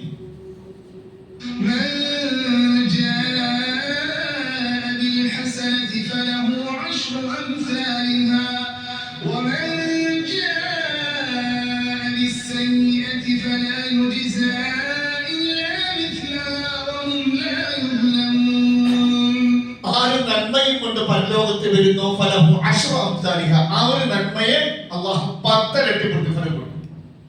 എത്രയും ഒരു നന്മക്ക് 10 ഇരട്ടി. എന്നാൽ അള്ളാന്റെ നീതി നോക്കണേ, പുണ്യം ചെയ്തവർക്ക് അങ്ങനെയാണെങ്കിൽ തെറ്റുകളുമായി വന്നാലോ തെറ്റിന്റെ 10 ഇരട്ടി ശിക്ഷ അല്ല. ആ തെറ്റിന്റെ മാത്രം ഒരു ശിക്ഷ. ഒരിക്കലും അല്ലാഹു അനീതി കാണിക്കൂല, അക്രമം കാണിക്കും. അപ്പൊ നോക്കണേ, പരലോകത്ത് അല്ലാഹുവിന്റെ നീതിയാണ്. ഇനി നോക്കണം, മറ്റൊരു പരലോകത്തെ വിചാരണയുടെ അടിസ്ഥാനമാണ് പാപമോചനം കൊടുക്കുന്ന മുഅ്മിനീങ്ങളിൽ തൗബ ചെയ്ത് ഇസ്തിഗ്ഫാർ തേടിയ അവർക്ക് അവരുടെ പാപങ്ങളടക്കം പുറത്തു കൊടുക്കും. ആ പാപങ്ങളെ നന്മയാക്കി മാറ്റിക്കൊടുക്കും. എങ്ങനെ മനസ്സിലായില്ല? ആയത്തില് നമ്മുടെ എങ്ങനെയാണ് തബദ്ദുലു സയ്യിആത്തിൽ ഹസന, തിന്മകളെ നന്മകളാക്കി മാറ്റും. വല്ലത് മനസ്സിലായി? ഇങ്ങനെ പാപം ചെയ്തു, കുറ്റങ്ങൾ ചെയ്തു, വ്യഭിചരിച്ചു, ഉദാഹരണം പറയാം, ഇയാൾക്ക് ഭയങ്കര ഖേദം, സ്വീകരിച്ചു. ആ പാപം അള്ളാഹു അവന്റെ റെക്കോർഡ് മാറ്റി ഡിലീറ്റ് ചെയ്യും. ആർക്കും കാണിക്കാൻ വഷളാക്കില്ല. പൊറുക്കുക എന്ന് പറഞ്ഞാൽ മറയ്ക്കുക എന്നാണ് അർത്ഥം. അള്ളാഹു ആർക്കും കാണിക്കാതെ രക്ഷയാക്കുക. മാത്രമല്ല അള്ളാഹു ഈ തെറ്റിനെ നന്മയാക്കി കൊടുക്കുകയും ചെയ്യും. വളരെ കാര്യം പുറത്ത് കിട്ടിയവർക്കുള്ള ഗുണം. അപ്പോ പുറത്ത് കിട്ടിയപ്പോൾ ഉള്ള നന്മ ഒന്നാണെങ്കിൽ ഒന്നുണ്ട്, പിന്നെ ഈ തെറ്റിനെ കൂടി അള്ളാഹു നന്മയാക്കി കൊടുക്കും. അങ്ങനെ നന്മ ഇരട്ടിക്കും. അങ്ങനെ ഇയാൾക്ക് എത്തിയ സ്വർഗത്തിലേക്ക് സുഖമായിട്ട് പോകാൻ കഴിയുന്ന അള്ളാഹു അനുഗ്രഹിക്കട്ടെ. ഇനി വിചാരണയുടെ വിഭാഗം. എത്ര തരത്തിൽ വിചാരണ നടക്കും? 3 തരം. അള്ളാഹു ഒരു തരം, ഒരു കൂട്ടർ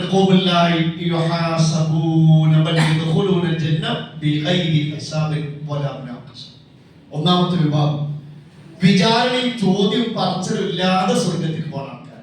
അള്ളാഹു മഹ്ശറിൽ വന്നില്ലേ, മഹ്ശറിൽ വന്നൊരു പ്രസംഗം നടത്തിയില്ലേ, ഇപ്പൊ പറഞ്ഞില്ലേ. അത് കഴിഞ്ഞാൽ ആദ്യം അള്ളാഹുവിന്റെ നടപടി വിചാരണ കൂടാതെ സ്വർഗത്തിൽ പോകേണ്ടവരെ എഴുന്നേൽപ്പിക്കും. എന്നിട്ട് അവരോട് പറയും വിട്ടോളൂ സ്വർഗത്തിലേക്ക്. അവരങ്ങനെ സ്വർഗത്തിലേക്ക് പോകും. എന്നിട്ട് അള്ള പറയും ബാക്കിയുള്ളവർ അവരുടെ കർമ്മത്തിന്റെ കണക്ക് വെക്കാൻ റെഡിയായി നിന്നോളൂ എന്ന് പറയും.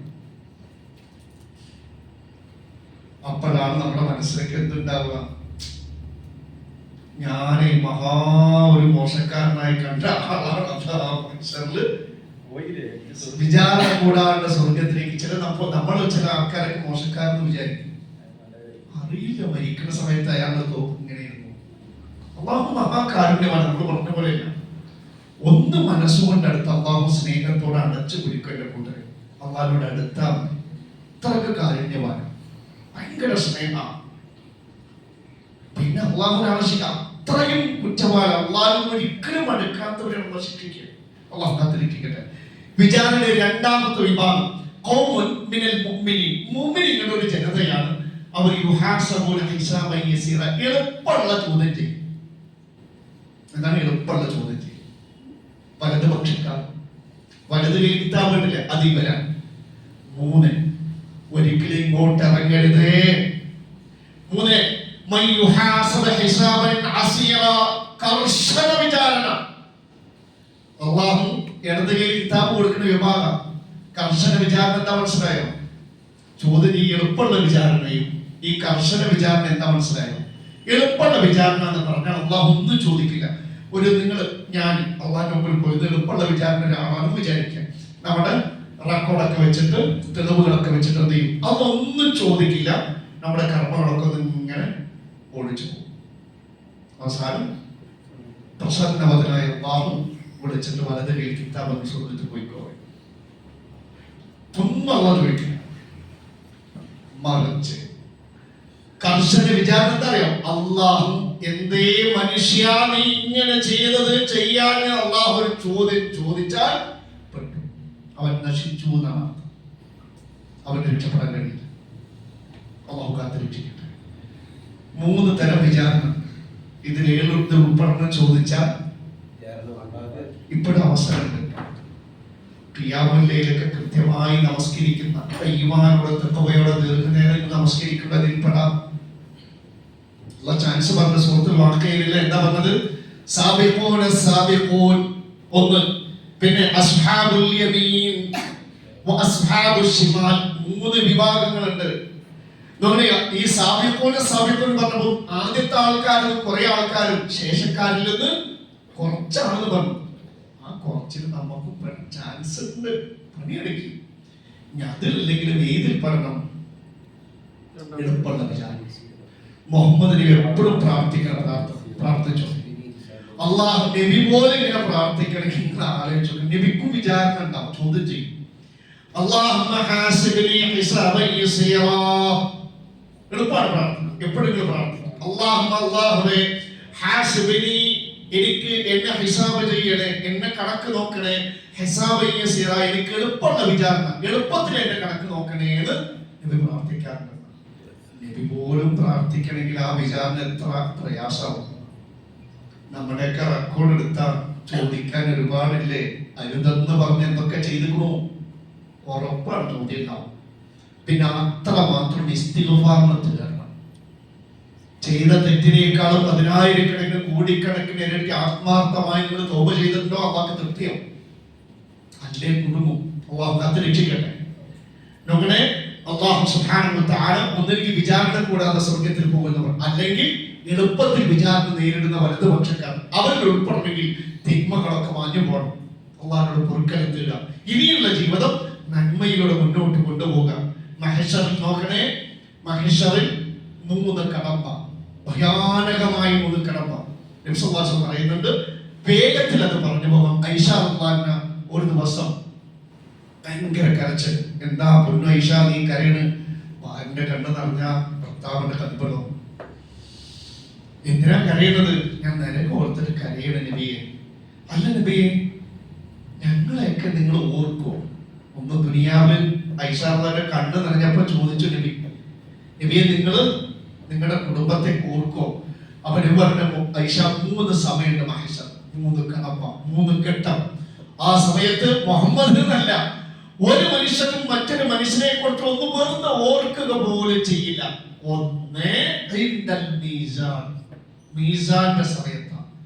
ആ മീസാനിൽ ഓരോരുത്തരും നിൽക്കേണ്ടി വരും.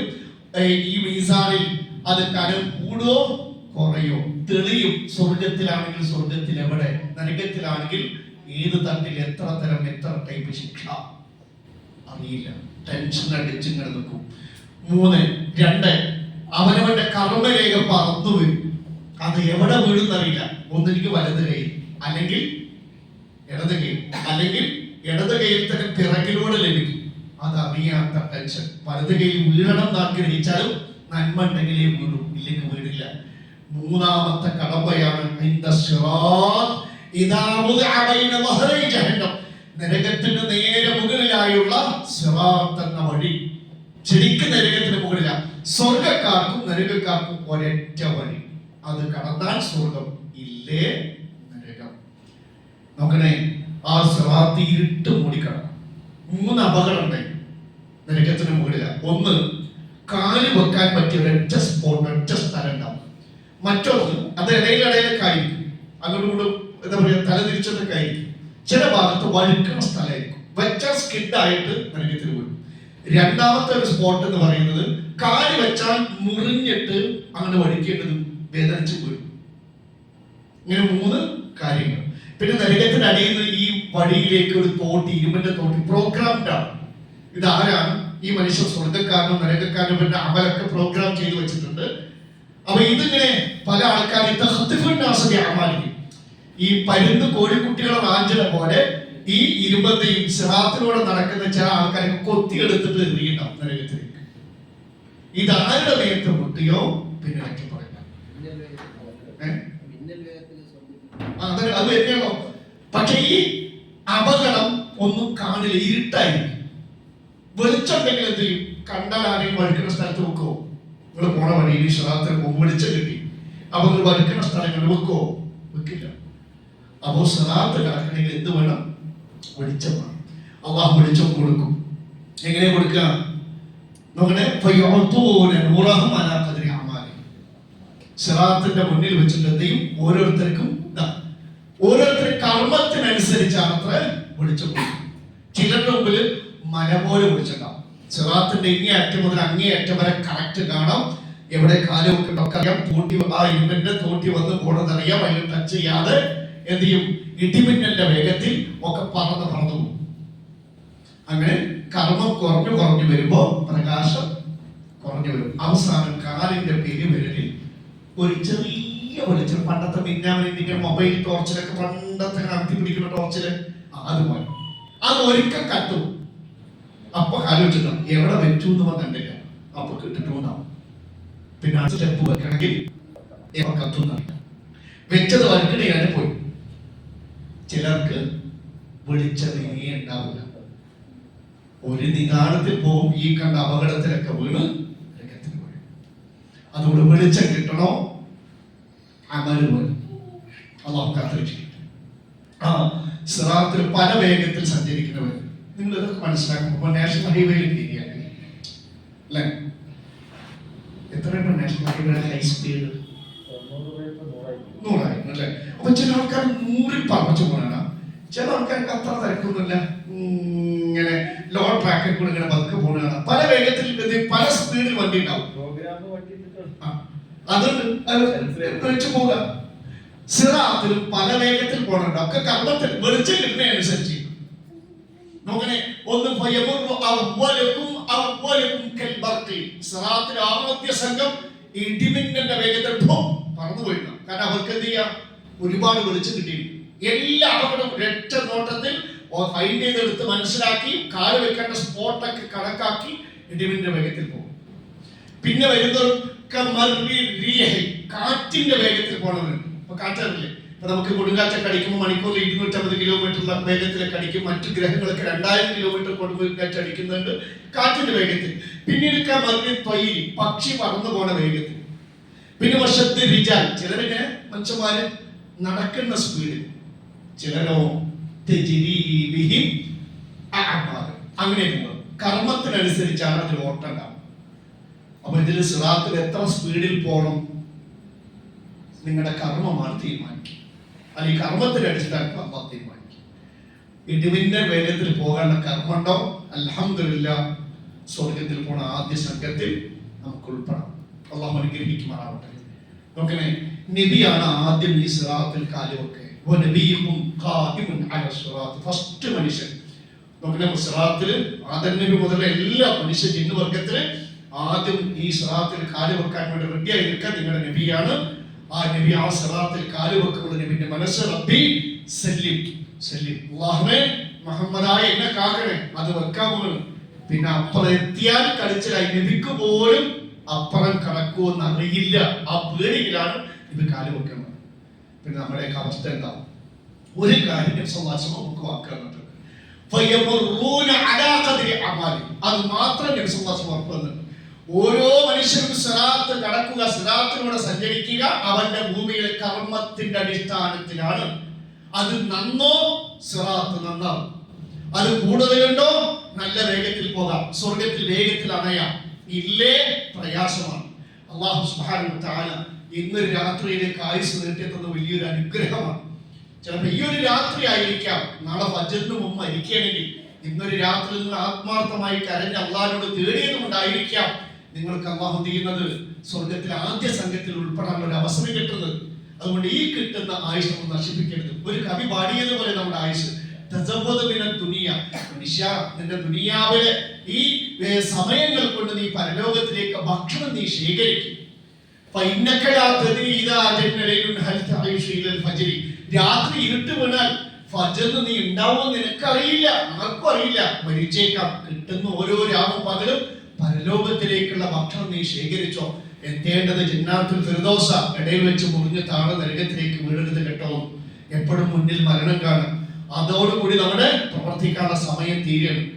നമ്മുടെ അതിനു മുമ്പ് സ്വർഗത്തിലെത്താൻ വേണ്ടതൊക്കെ നമ്മുടെ പെട്ടിയിലേക്ക് ശേഖരിക്കുക.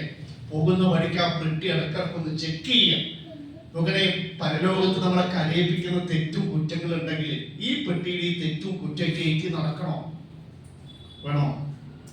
പിന്നെന്താ ചെയ്യാം? അതെടുത്തിട്ട് അള്ളാഹുവിന്റെ കാലിത്തോട്ടിൽ പൊറുക്കലിനെ തേടി സമർപ്പിക്കുക. എന്റെ പെട്ടിയിൽ, നമ്മുടെ കർമ്മത്തിന്റെ പെട്ടിയിൽ സ്വർഗത്തിലെത്താൻ വേണ്ട പുണ്യങ്ങളെ ഉള്ളൂ എന്ന് ഉറപ്പുവരുത്തി ഓരോ മിനിറ്റും മുന്നോട്ട് പോവുക. എപ്പോ മരണം വന്നാലും ചിരിച്ച് സന്തോഷത്തോടെ മലക്കുൽ മൗത്തിന്റെ കൂടെ നമുക്ക് പരലോകത്തിലേക്ക് അല്ലാഹുവിനെ കാണാനായി പോകണം. അതിനെപ്പോഴും നമ്മുടെ ഒരു മരണം ഓർമ്മ ഉണ്ടാകണം. ഹക്കായി പോകൂലെ ഒരു ദിവസം പോകും. എത്ര അതിനുകളെ അള്ളാഹു കാണിച്ചു മരണത്തിന്റെ ഇങ്ങനെ ക്യൂ അല്ലെ, മരിച്ച ആൾക്കാർ ഇങ്ങനെ പോണത് കാണിച്ചു തരും. അങ്ങനെ നമുക്കൊന്നും ഇങ്ങനത്തെ ഒരു അവസ്ഥ വരാതിരിക്കട്ടെ അല്ലെ. ഇപ്പൊ നമ്മുടെ നാട്ടിലേക്ക് ഒരു വർഗീയ കലാപ യുദ്ധം ഉണ്ടായിട്ട് നിങ്ങളൊഴികെ നിങ്ങളുമായി ബന്ധപ്പെട്ട നിങ്ങളുടെ ഭാര്യ, മക്കള്, ഭർത്താവ്, മക്കള്, ഉപ്പ, അമ്മാവന്മാര്, സഹോദരി, സഹോദരന്മാര് മുഴുവൻ ആൾക്കാരും മരിച്ചിട്ട് നിങ്ങളുടെ മുമ്പിൽ ഇങ്ങനെ നിങ്ങളുടെ മുഴുവൻ കുടുംബം, നിങ്ങൾ മാത്രം ഒറ്റ, നിങ്ങളുടെ മുഴുവൻ ബന്ധുക്കളുടെയും മയ്യത്തിൽ നിരത്തി വെച്ചിരിക്കുക. എന്നിട്ട് നിങ്ങളുടെ കൈ കൊണ്ട് അത് കബറിലേക്ക് എടുത്ത് മുമ്പുള്ള വേദന എത്ര ഉണ്ടാവും. പിരിയും. എല്ലാവരും ഭൂമിയിൽ നിന്ന് തിരിഞ്ഞ് പരസ്പരം പോകും. നമുക്ക് വീണ്ടും സ്വർഗത്തിൽ കണ്ടുമുട്ടും. അതിന് ദുനിയാവിൽ നിന്ന് സ്വർഗത്തിലേക്കുള്ള ഭക്ഷണം നമ്മൾ ശേഖരിക്കും. എത്ര എത്ര വെറുപ്പുകളാണ്. ساق اشتياقي لكم في المآقي وإن عز عندي سلام فراقي فلا تقول لقلبي وداعا وقولوا قريبا يحين التلاقي وقولوا قريبا يحين التلاقي سيبقى اشتياقي لكم في الماضي وإن عز عندي سلام الفراق فلا تقولوا لقلبي وداعا وقولوا قريبا يحين التلاقي وقولوا قريبا يحين التلاقي സഹോദരങ്ങളെ, നമ്മുടെ ദേഹത്തും മണ്ണ് വീഴുന്നതിന് മുമ്പ് നമ്മുടെ ആത്മാവ് അവിടെ എത്തിയിട്ട് മണ്ണ് വീഴുമ്പോൾ കൂടെ നമ്മുടെ നന്മയുടെ തുലാസികൾ കനം തൂങ്ങട്ടെ, തിന്മകൾ കുറച്ചു കൊണ്ടുവരും. അള്ളാഹു അനുഗ്രഹിക്കട്ടെ. മഹശർ ബരിയിൽ ഇരിച്ചുകൊണ്ടുള്ള മഹശർ ബരിയുമ്പോൾ രണ്ട് കാഴ്ചകളാണ്. സൂറത്തുൽ അൽഹാഖയിൽ അതിങ്ങനെ പറയുന്നുണ്ട്. അത് ഓതിയിട്ട് നിർത്തുക. ഒന്ന്, അങ്ങനെ വലത് കയ്യിൽ കിതാബ് കിട്ടി, വലത് കയ്യിൽ യമീനിഹി, സന്തോഷത്തോടെ സ്വർഗത്തിലേക്ക് ആഹ്ലാദത്തോടെ പോകുന്നവരുടെ കഥയാണ് അതിന്റെ ആദ്യ ഭാഗം. മഹശർ ബരിയുമ്പോൾ രണ്ടാമത്തെ ദുഃഖത്തിന്റെ കാഴ്ച, നരകത്തിലേക്ക് ചങ്ങലകൾ കൊണ്ട് കെട്ടി വരിഞ്ഞ് ഇടത് കയ്യിൽ കിതാബ് കിട്ടിയിട്ട് കരഞ്ഞ് കഴുത കരയണ പോലെ മാതനാന്നി മാരിയ, എന്റെ പണം എനിക്ക് ഉപകരിച്ചില്ലല്ലോ, എന്റെ അധികാരം പോയല്ലോ എന്ന് പറഞ്ഞ് കരഞ്ഞ് കരഞ്ഞ് കരഞ്ഞ് കരഞ്ഞ് നരകത്തിലേക്ക് വലിച്ചു വലിച്ചു കൊണ്ടുപോയി നരകത്തിലേക്ക് എറിയുന്ന കാഴ്ച. ഇതാണ് മഹശർ ബരിയുമ്പോൾ കാണുന്നത്. ഹൈറാവട്ടെ. വലത് കയ്യിൽ കിതാബ് കിട്ടി സന്തോഷത്തോടെ സ്വർഗത്തിലേക്ക് നമുക്കും കുടുംബത്തിനും ഒരുമിച്ച് പോകണം, ഒരുമിച്ച് സ്വർഗത്തിൽ പ്രവേശിക്കണം. അതിൽ കുടുംബസമേതം അള്ളാഹുവിനെ പേടിയുള്ള നല്ലവരായി ജീവിക്കും. അള്ളാഹു അനുഗ്രഹിക്കട്ടെ. ഈ മഹശർ ബരിയുള്ള ഈ രണ്ട് കാഴ്ചകൾ ഒന്ന് മുതിയിട്ട് നമുക്ക് അവസാനിപ്പിക്കാം. ഒപ്പം ബിസ്മില്ലാഹിർ റഹ്മാനിർ റഹീം. فأما من أوتي كتابه بيمينه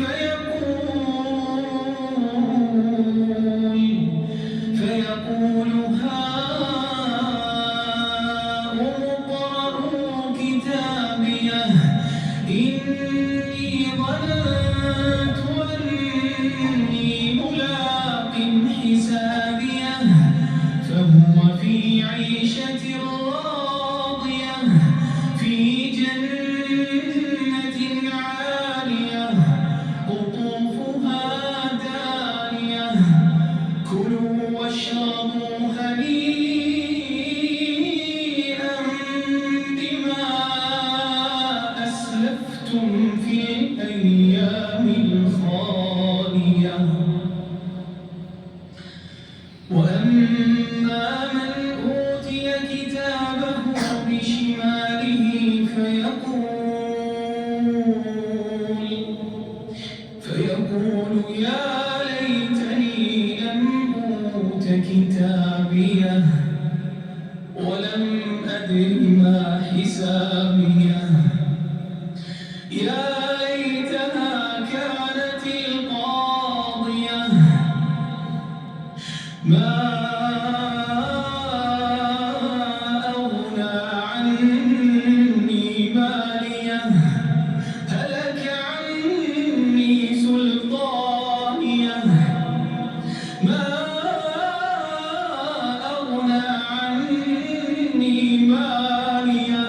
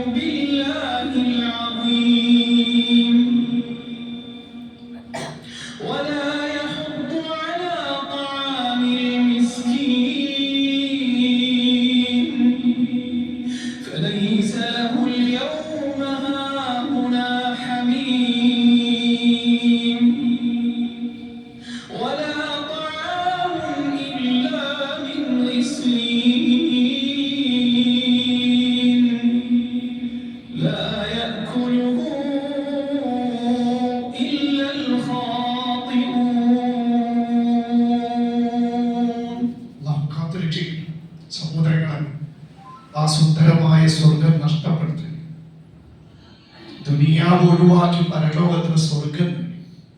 ദുനിയാവിന് വേണ്ടി ആ സുന്ദരമായ ലോകം നഷ്ടപ്പെടുത്തരുത്. അവിടെ മാരകമായ ശിക്ഷകൾ വിരുത്തി വെക്കരുത്. നമുക്ക് കാത്തുരക്ഷിക്കട്ടെ. ഒരു ദിവസം വഴിയിലേക്ക് നമ്മളൊക്കെ എത്തും. അവിടെ ചോദ്യം വിചാരണക്കൊടുവിൽ ഹൈറായ ഒരു തീരുമാനം അല്ലാഹു നമുക്ക് വേണ്ടി എടുക്കണം. അതിന് ഇപ്പോൾ തന്നെ നമ്മൾ എന്ത് ചെയ്യാൻ പ്രവർത്തിച്ചതോടെ ഇതുവരെ ചെയ്ത തെറ്റിന്റെ കാര്യത്തിൽ ബേജാറ് വേണ്ട. അല്ലാഹു മഹാകാരുണ്യവാൻ. മനസ്സറിഞ്ഞിട്ട് നാളെ വേണ്ട, ഇന്ന് രാത്രി 10 മണിക്ക് നമ്മൾ മരിക്കാൻ വിചാരിക്കും. ഇനി നമ്മുടെ മുമ്പിൽ ആകുന്നത് 1.25 മണിക്കൂറാണ്. സങ്കടേ വേണ്ട. ഈ ഒരൊറ്റ മണിക്കൂർ വേണ്ട, 5 മിനിറ്റ് മതി, വേണ്ട 1 മിനിറ്റ് മതി. കഴിഞ്ഞ ആഴ്ച 40 കൊല്ലം പാപം ചെയ്ത ബനൂ ഇസ്രായേലിലെ ഒരു മനുഷ്യൻ എത്ര മനസ്സുകൊണ്ട് അവിടെ ഇരുന്ന് അല്ലാഹുവേ പൊറുക്കുന്ന ആത്മാർത്ഥ പറച്ചലാണ് എന്ത് ചെയ്തത്? അതാണ് പറച്ചത്. അള്ളാഹുവിനോട് പറഞ്ഞുകൊണ്ടേ അള്ളാഹു അനുഗ്രഹിക്കുമാറാവട്ടെ. അള്ളാഹുവേ, ഞങ്ങളുടെ ജീവിതത്തിൽ വന്നുപോയ മുഴുവൻ പാപങ്ങളും നിന്റെ റഹ്മത്ത് കൊണ്ട് നാഥാ നീ പുറത്തു തരണമേ. അള്ളാഹുവേ, നിനക്കാണ് സർവസ്തുതിയും. അൽഹംദുലില്ലാഹ്, കഴിഞ്ഞ ദിവസങ്ങളിൽ നിങ്ങൾക്ക് ആശ്വാസത്തിന്റെ മഴ നീ നിൽക്കുകയുണ്ടായി. അല്ലാഹുവേ, അൽഹംദുലില്ലാഹ് അൽഹംദുലില്ലാഹ്. ഞങ്ങളുടെയൊക്കെ പ്രാർത്ഥനകൾ അല്ലാഹു നീ കബൂലാക്കി. അൽഹംദുലില്ലാഹ്. കഴിഞ്ഞ ആഴ്ചകളിൽ കേരളത്തിലെ ഓരോ പള്ളികളിലും വ്യത്യസ്തമായ ആളുകൾ അല്ലാഹുവേ പ്രാർത്ഥിക്കുകയുണ്ടായി. അല്ലാഹുവേ, ഈ പ്രാർത്ഥനകൾ കബൂലാക്കുകയും അല്ലാഹുവേ നിന്റെ കരുണയുടെ ജലം ഞങ്ങൾക്ക് വർഷിച്ചു തരികയും ചെയ്തു. അല്ലാഹുവേ, നിനക്ക് സർവസ്തുതിയും. അൽഹംദുലില്ലാഹി റബ്ബിൽ ആലമീൻ. റബ്ബനാ ലക്കൽ ഹംദ്. അല്ലാഹുവേ, ഇതേ കാരുണ്യം കൊണ്ട് നിന്റെ റഹ്മത്ത് കൊണ്ട് ഞങ്ങളുടെ പാപങ്ങൾ പുറത്തു തരണേ. അല്ലാഹുവേ, നിന്റെ ഇതേ കാരുണ്യം കൊണ്ട് അല്ലാഹുവേ ഞങ്ങളുടെ സ്വർഗ്ഗത്തിൽ ഒരുമിച്ച് കൂട്ടണേ. ഞങ്ങളുടെ കുടുംബത്തിൽ ഒരാൾ പോലും നരകത്തിൽ വീഴാതെ കാക്കണേ. അല്ലാഹുവേ, ഞങ്ങളുടെ മക്കളെ സ്വലിഹായ മക്കളാക്കി പരിപാലിക്കണേ. അതാ ഞങ്ങളൊക്കെ മരിച്ചാലും എൻ്റെ ഉപ്പാക്കും ഉമ്മാക്കും പുറത്തു കൊടുക്കണേ എന്ന് പ്രാർത്ഥിക്കുന്ന നല്ല മക്കളാക്കണമേ.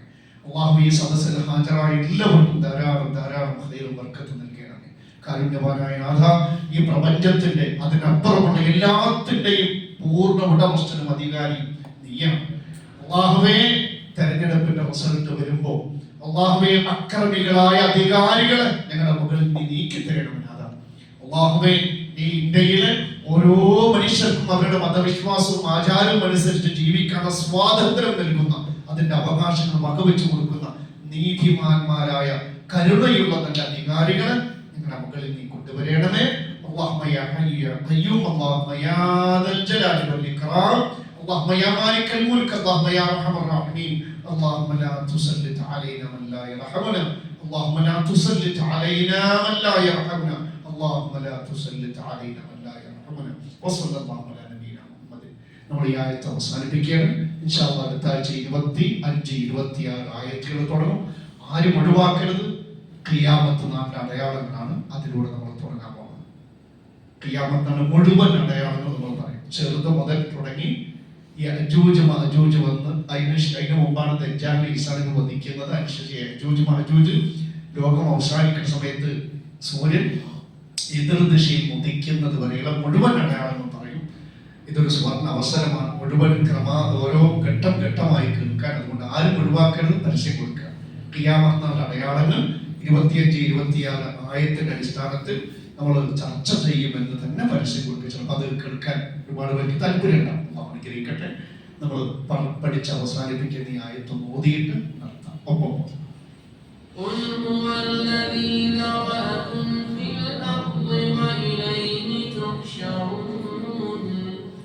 سبحانك اللهم وبحمدك أشهد أن لا إله إلا أنت أستغفرك